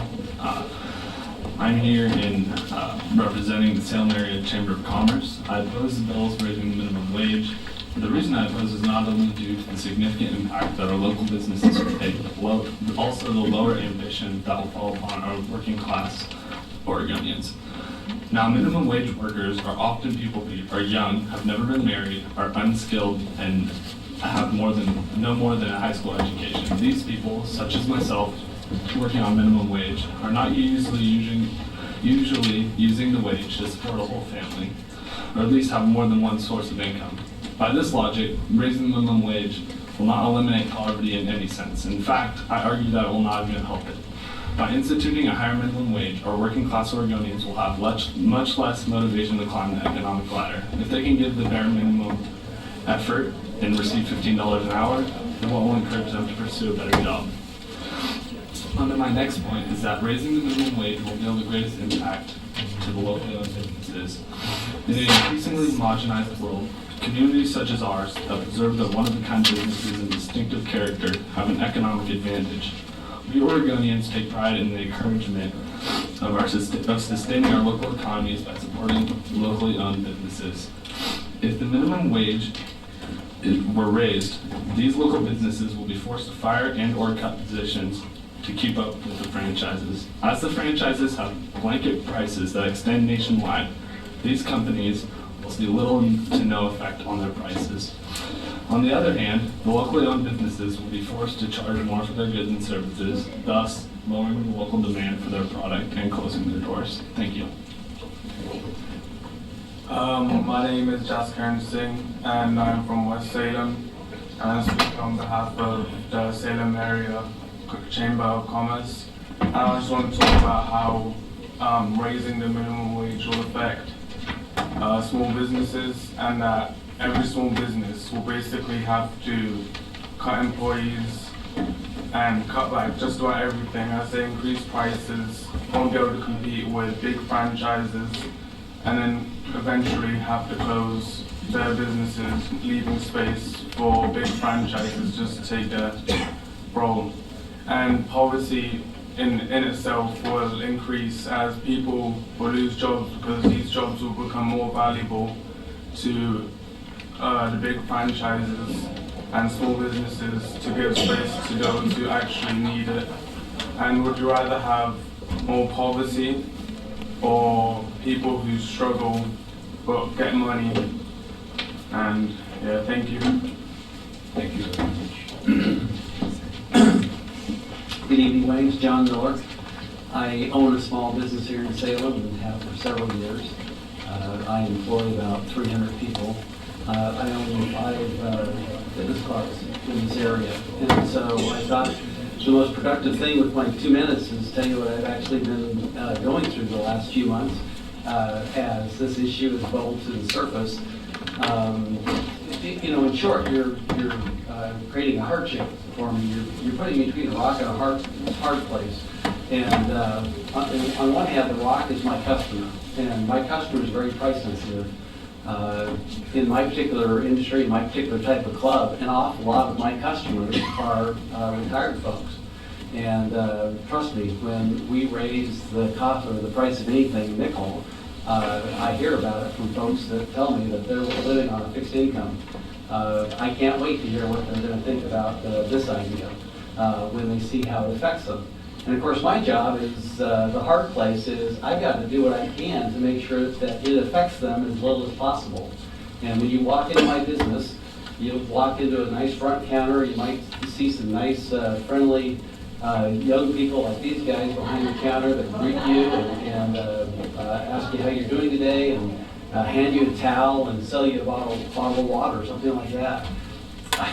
I thought that I would never consider anything like this, but at our industry convention, which was held a few weeks ago down in LA, there's companies that are in the business of actually building vending machines that will vend all the obvious stuff, but they'll even vend towels. And I actually have to look at, if this happens, eliminating a couple dozen employees and replacing them with technology. Now, even explaining that, I cringe at the thought because it just sounds ugly. But it's just the reality of the situation. Thank you. Thank you. Thank you. Yeah, Jesse Sharp, Sean Franks, and Jordan Whitman.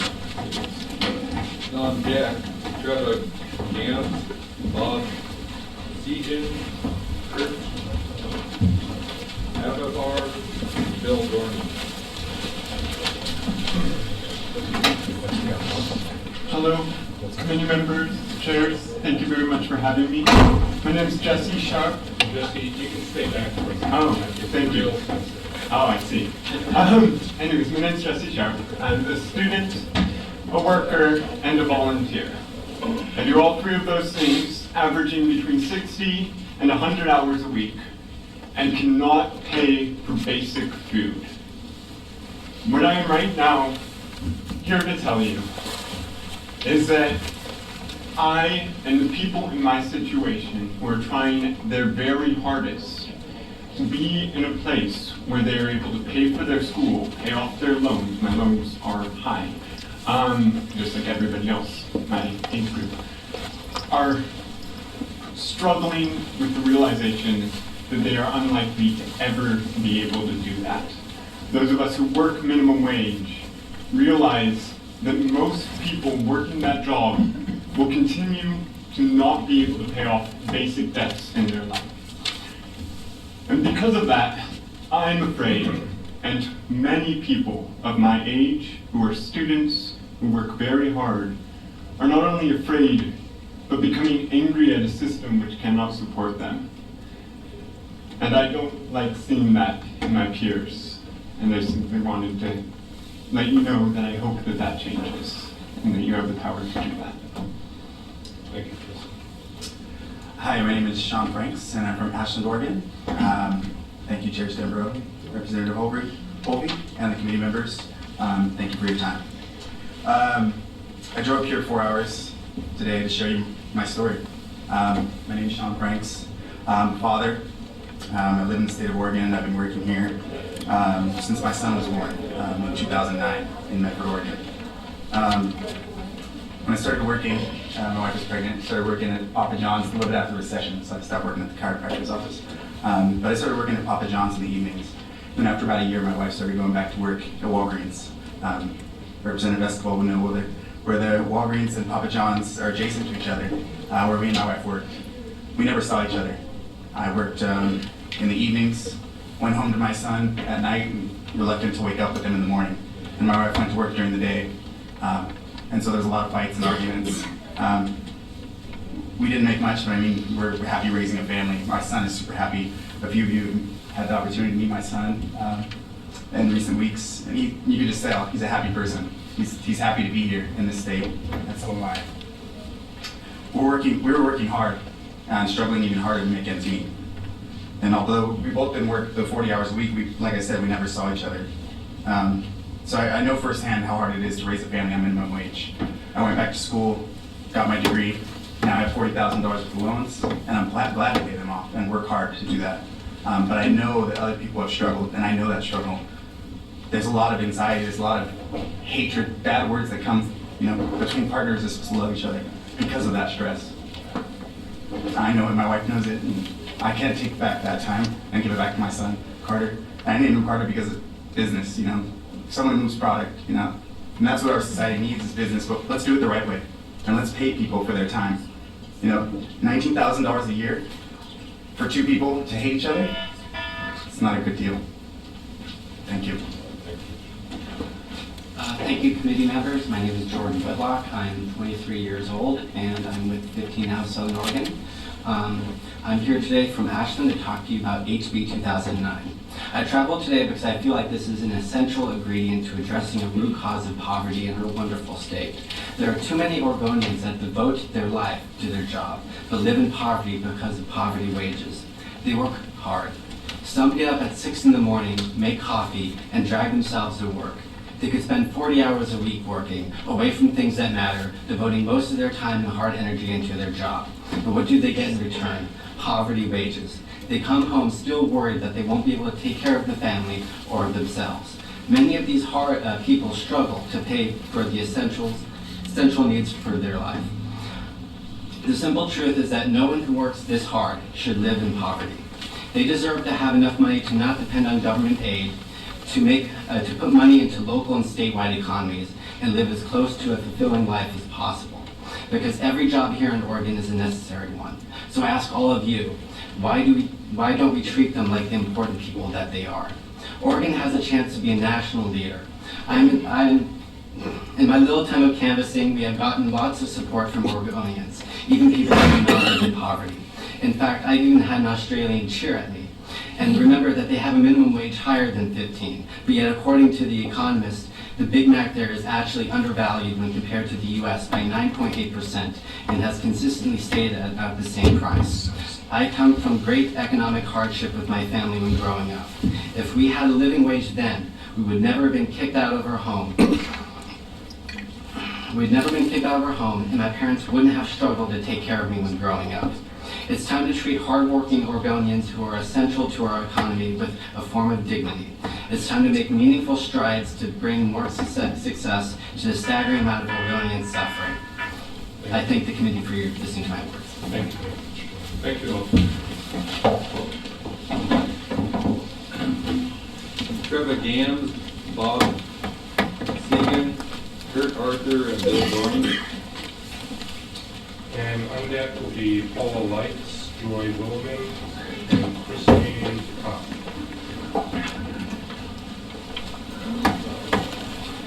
Chairs and committee, my name is Bob Segan. I'm an owner of an insurance agency right here in Salem. It's a small business with 4 full-time employees, and I'm looking for my 5th. By the way, I'm not among the richest people previously mentioned by the speaker and do not have an account in the Bahamas. 3 of my employees make more than $15 an hour. In fact, they can make substantially more. But let me tell you about my only minimum wage employee, Michaela. She's 20 years old with no office experience, no insurance experience, no college degree. She applied for an entry-level position in my small business and has the opportunity for bonuses that can add several dollars per hour to her effective wage rate. She has a real opportunity to increase her wages and incentive pay as she obtains insurance licenses. I was willing to take a chance on her at a low training wage, and she's extremely grateful. My company has absolutely zero control of the rates we charge, so any increase in cost comes right out of my bottom line, which impacts my ability to add that 5th employee. Remember, it isn't just the increase in wage. Social Security, Medicare, Medicaid, workers' comp, paid time off, sick pay, and unemployment insurance are all based on those wages. What about my employees who make over the $15 an hour wage? They will certainly expect a corresponding increase. Someone now making $18 an hour with 6 years of experience is not going to think it's fair for a new unlicensed person to make relatively close to what they do. The net impact will certainly be that I could not afford to give a person like Michaela a chance at changing careers. Why would any business choose to invest in someone with limited skills at that rate? And what will it do to big businesses that may consider adding jobs in Oregon? Just one more reason to locate those jobs in another state. So perhaps consider subsidized training programs that would help minimum wage earners learn the skills to earn a higher wage. Maybe that would be a solution. Then the people who invest the time and energy to get ahead will bring the value needed to pay the higher wages. Thank you. Good evening, Treva Gans with Gamretti's Italian Restaurant. Thank you for letting me speak. You've heard a lot about the different restaurants. I've been in the restaurant industry for over 30 years, and it has supported me as a student, as a single mother, and as a person that has been able to become an entrepreneur. I will end up going out of business if we continue with this wage. I do pay at least 10 of my employees over the 15, but the other part-time employees are at minimum wage, and then we have the servers that are at minimum plus tips, which they make an income which is living wage, if not higher. But if you'll see the trends going in even Seattle, they're going to a service charge instead of gratuities. So gratuities are being eliminated. And with the service charge, the house has the opportunity to move where they want. As an employer, yes, this works, but for me as a person in the industry, a server is a passionate person that has the opportunity to stay at home with their children, has the opportunity to be a musician, has the opportunity to put children through school. It gives them a lot of flexibility. This will become a 40-hour work week that is dispersed within their income so that the kitchen gets more, so they're not, they're 15, they go to their 18. The server no longer will be making that $20 to $40 an hour, they will be making 18. Service industry will be changing. That person that you're looking forward that you go see, no longer is it about the menu and knowledge and personality. It's about a job, and it's no longer a passion. I am passionate about what I do. I want passion to remain. So please allow us to be passionate. Keep the heart and soul in our restaurants. Keep the wage where we can be in business, be competitive. At what we're doing, 15 does not allow me to keep part-time, non-skilled employees on board. I have high school kids. Parents are going to have to pick up their tabs because they don't have a part-time job. Thank you. Thank you. Chair Holby, Chair, Senator Denbrough, committee members, thank you. My name is Kurt Arthur. I own a small commercial real estate company called Sperry Van Ness Commercial Advisors. We're based here in Salem. We also have a very small satellite office in Eugene, Oregon. I brought my fourth grade daughter here tonight because I thought this is a really important issue. And she needs to kind of see what all you have to deal with. And I want to get something across to everybody that hasn't been said here.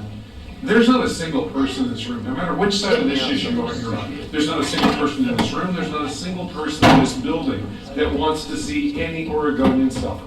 Not one, okay? So let's get that on the table. But I'm here tonight as a voice for small business. There are a lot of heartache stories that we're hearing tonight of people struggling on a daily basis to survive, and I totally understand that.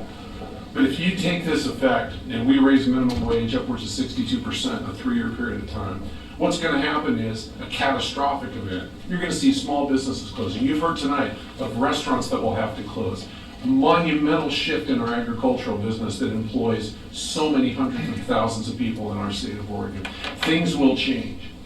Over the past decade, this state, for better or for worse, has enacted some policies that make it very, very difficult to grow your business, to attract business to this state. It's very, very well documented.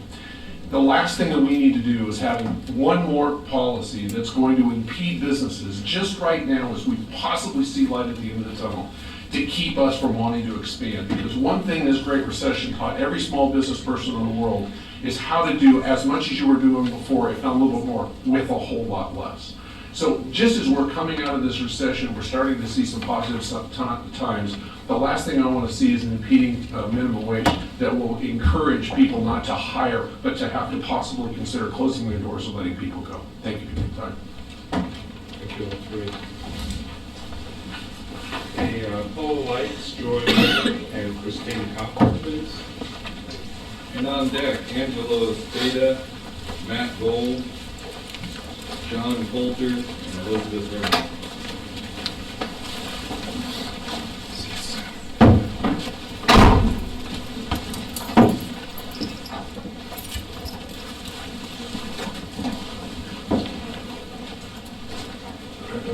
Dear Chair and committee members, my name is Paula Likes from Portland, Oregon, and I currently work as a home care worker for a private agency in the Portland metro area, helping seniors maintain a fulfilling, independent life in their homes.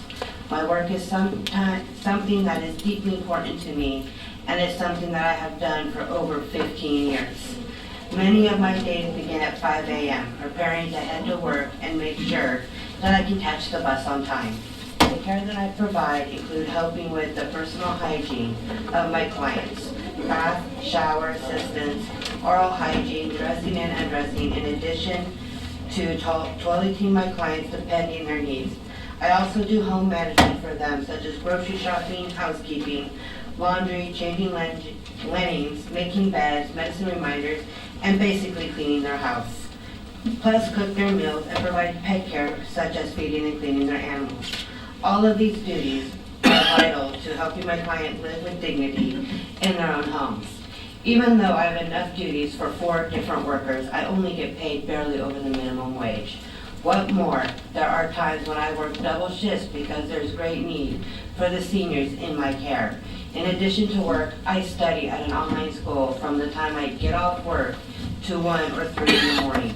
I only sleep between 2 to 6 hours a day. I start running from the time I wake up to the time I go to bed. I'm a devoted caregiver and my neighbors and family ask for my assistance when they need a trusted caregiver. I work very hard to earn my paycheck, but the $10 an hour I earn does not go far enough to cover my groceries and bills. I am in survivor mode, and it has been the norm that my roommate and I pull all resources to make sure that there are groceries in the fridge. There are many times that we are scheduled and moving days on when to pay the bills because what we get paid. That was great. Thank you, Paul. Hello, Chair and committee members. My name is Christine Kopp, and I'm from Portland, Oregon, and I've been a home care worker for the past 19 years. And I'm currently working for a private agency in the Portland metro area. I help people that have been disabled since birth or at a young age. My work is very important to me, and I'm able to help people have a better life. I work a 48-hour shift over the weekend. My current client is energetic and needs to be out of the house regardless of the weather, and I have many duties to assign to take care of the house also. I work the 48 hours in 2 days, and I only get paid for 36 hours due to 2 6-hour sleep deductions by my agency. On occasions that for me and other workers there may be work that we have to do during that sleep deduction time. My current wage is a little over $10 an hour, and my salary's been raised because of increases in minimum wage, not because of my skills. I would like to be able to afford to buy a car that would give me more options with my work. My current salary doesn't allow me to do this. It seems a car is necessary for home workers. My agency offers daytime shifts to workers who own a car, and other jobs listed require it too. Both options are out of reach for me. I am forced to work weekends. How can workers who earn a little over minimum wage afford to spend hundreds of dollars a month on a car?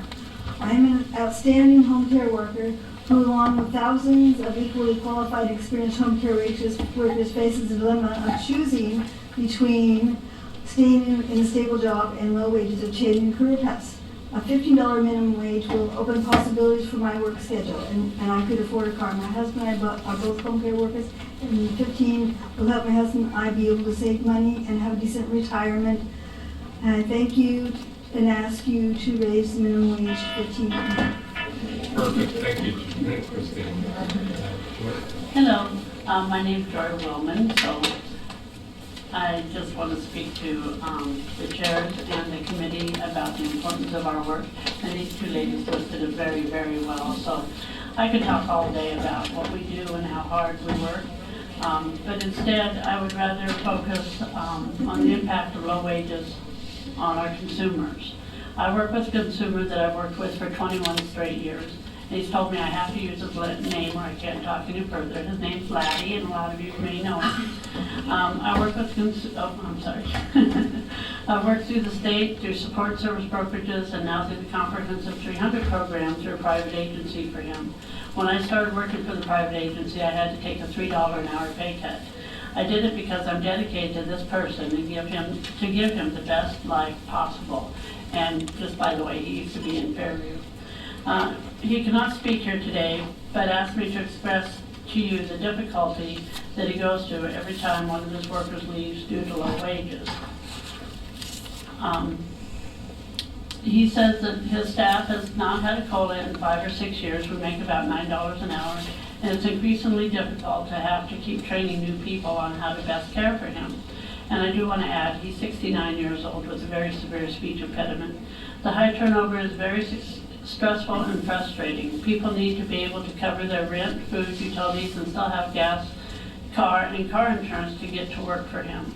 Please give all Oregonians who can work a salary that they can live on. It's very hard for him because he will train a person, and it may take days or weeks to train a person to take care of his individual needs, which are very high, and then turns around and they leave because of the low wages, and he has to train a new person all over again.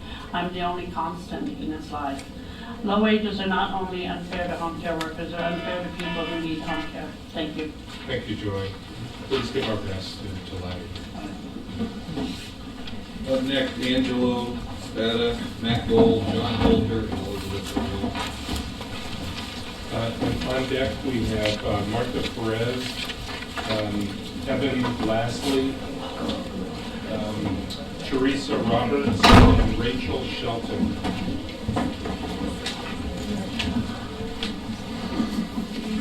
Hello, Chair Devereaux, Chair Holman, and members of the committee. My name is Angelo Spada. I'm a farmer in Michigan in the Marion County, St. Paul area.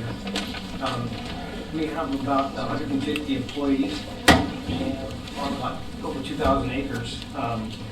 Any of these wage increases would detrimentally affect our business, and we have to cut the number of employees that we currently have. We would change our business practices to some more mechanization and less employees. So for these reasons, we like to strongly oppose any passage of the minimum wage increase. Thank you. Thank you.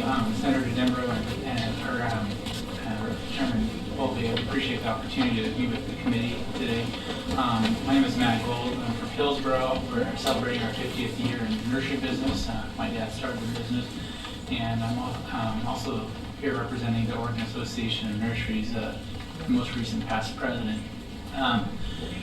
We also recently started a business selling nursery automation equipment, so we have kind of a unique perspective trying to help people to automate their businesses in the nursery industry, to deal with some of the disparities that we have in our competition, because Oregon and our nurseries as well ships the vast majority of our product outside of the state and a lot of it on the East Coast. So right off the bat, we have about 30% of the cost of our plant is our customers have to pay in freight. And our competition is on the East Coast, and they have almost no freight costs. So that's right up front, something we have to deal with in competition. About 30% of our costs are labor costs, non-office staff. And so when our competition is paying currently 28% less than we are, we're proposing potentially wages that could be 107% of what some of the people on the East Coast are paying.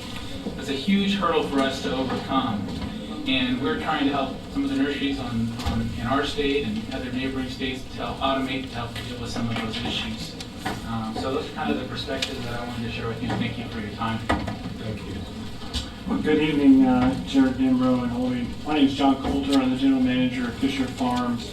We have locations in Gaston and Sherwood. Fisher Farms is a family-owned business. We employ 90 workers year-round and another 30 during our harvest and shipping season. And the people that work for us live and spend money in our local communities and in our state. We ship 95% of what we grow in Oregon outside the Pacific Northwest and British Columbia. The markets in the Northwest are not nearly large enough to handle what will be grown in the state of Oregon. We must be competitive with the national markets to keep our doors open. With an industry that averages 75% of its sales from outside the state, we bring in money that is not traded just in state, but it's outside funds. We compete with nurseries in Pennsylvania, Virginia, the Carolinas, Ohio, Tennessee, Oklahoma, and Texas, to name just a few. Our Oregon nursery industry and our company is already at a very dangerous crossroads. We face a market that is in the Rocky Mountain states, the Midwest, and the East Coast. Our competing companies pay $500 to $1,500 to deliver their plants. We pay $2,300 to $7,500 to deliver our plants. Our raw products cost us more because of the inbound freight costs. In Oregon, we face an annual indexing of our wage rate, reflecting a 2003 ballot measure that was passed. It has us at the third highest rate in the country behind Washington and Washington, D.C., and neither of them are known as nursery states or nursery areas. The bills before this committee this evening would not disconnect the new wage rate with annual indexing approved by the voters. This annual change does not just affect my company's lowest wage earners, it affects all employees. How can we as employers give wage increases to the newest and the least skilled workers each year and not to our best talent? Thank you. Thank you. Chair Deborah Holby, members of the committee, Elizabeth Rumley here representing the Oregon Association of Nurseries. and doing my best Jeff Stone impression, but I did forget my bobcat. So sorry, Jeff. The Oregon nursery industry is the third largest nursery industry in the nation, and we're also the largest agricultural sector in the state of Oregon. We have $766 million in sales annually, and we sell nearly 75% of the nursery stock grown in our state to other states, including many east of the Mississippi River. And as you heard from our members this evening, one of our biggest concerns with raising the minimum wage is that we are competing with other states that have lower minimum wages and they have fewer other costs, including freight costs. And so I think that one of the things that I want to leave you with is that I think the nursery industry here in Oregon would be glad to join you in going to Washington, D.C. and asking for a federal minimum wage increase, something that would be fair across all states so that we don't put our industries here in Oregon at a disadvantage. And I'll leave it with that thought. Thank you very much for your time.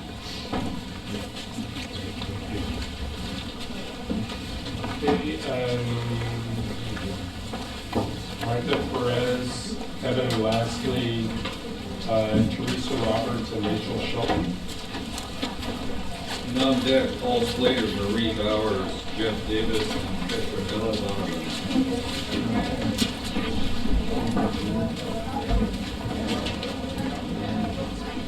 Hi, good evening. I will not waste your time.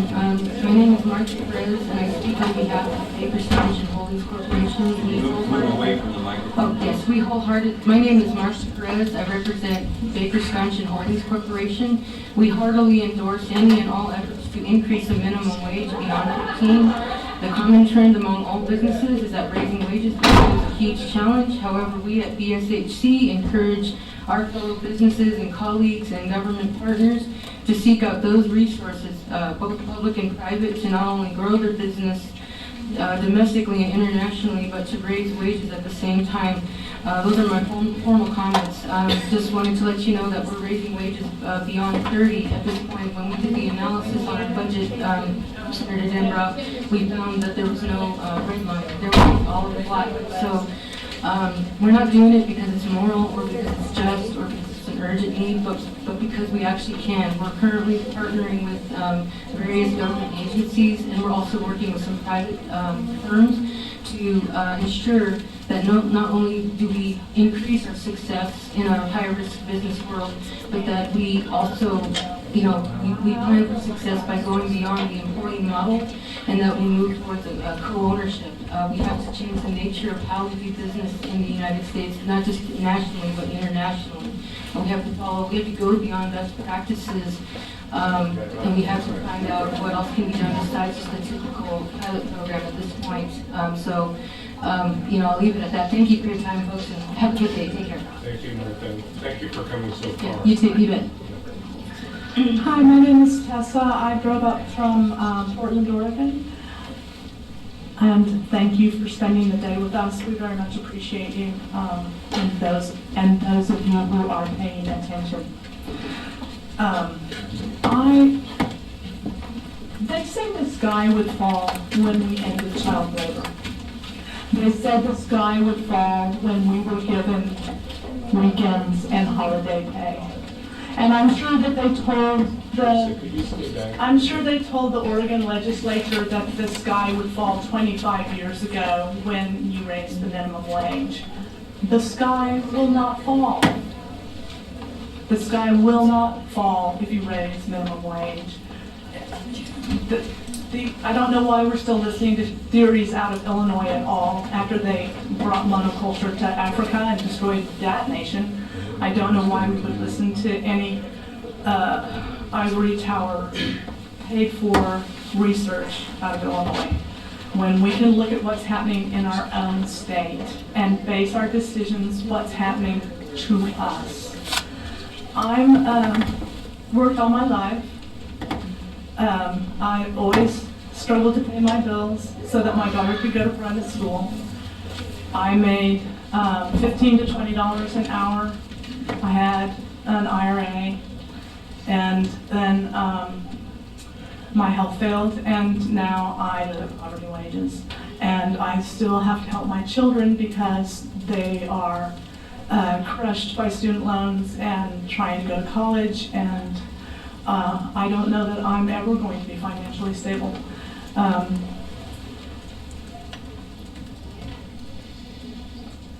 I hear stories that make you weep. And my last employer stood up in front of he called us all together and told us that he could afford to lose $1 million this year, but he was unwilling to do so. So there would be another round of layoffs. We would all have to pick up the slack for the people that were being laid off, and we would have to take pay cuts. So I went in and volunteered to be laid off. Thank you. Thank you. Chairs, members of the committee, my name is Evan Lastly. I'm a regional organizer with 15 Now Southern Oregon.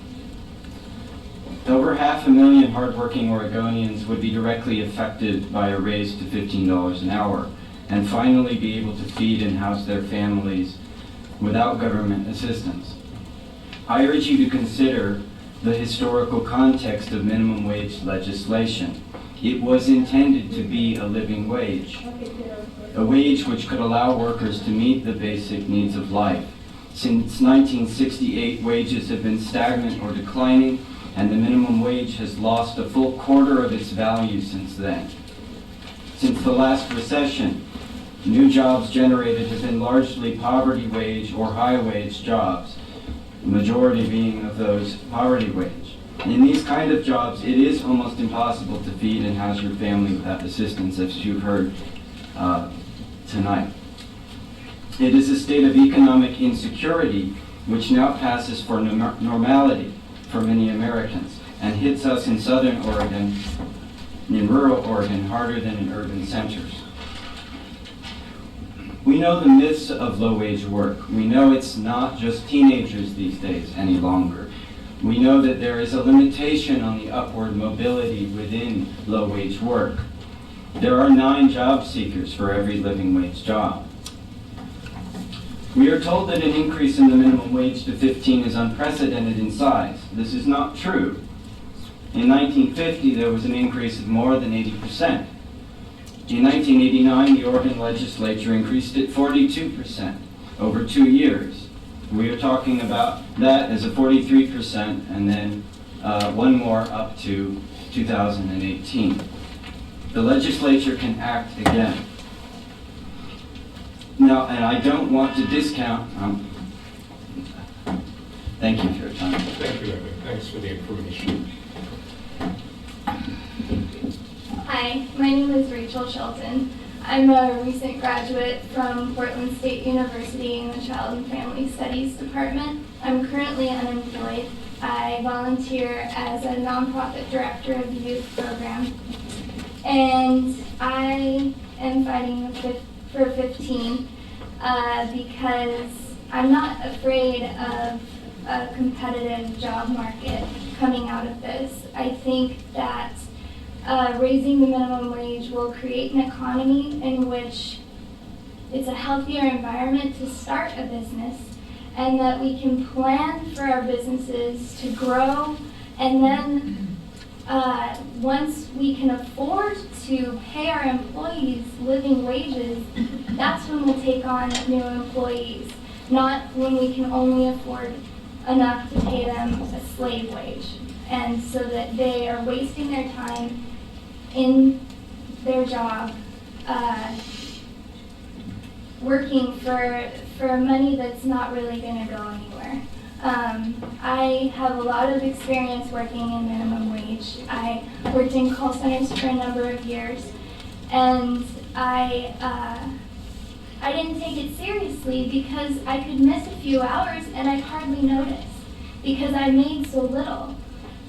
So if you want more accountability from employees, you need to pay them what they're worth. Thank you. Thank you, Rachel. Okay, thank you all.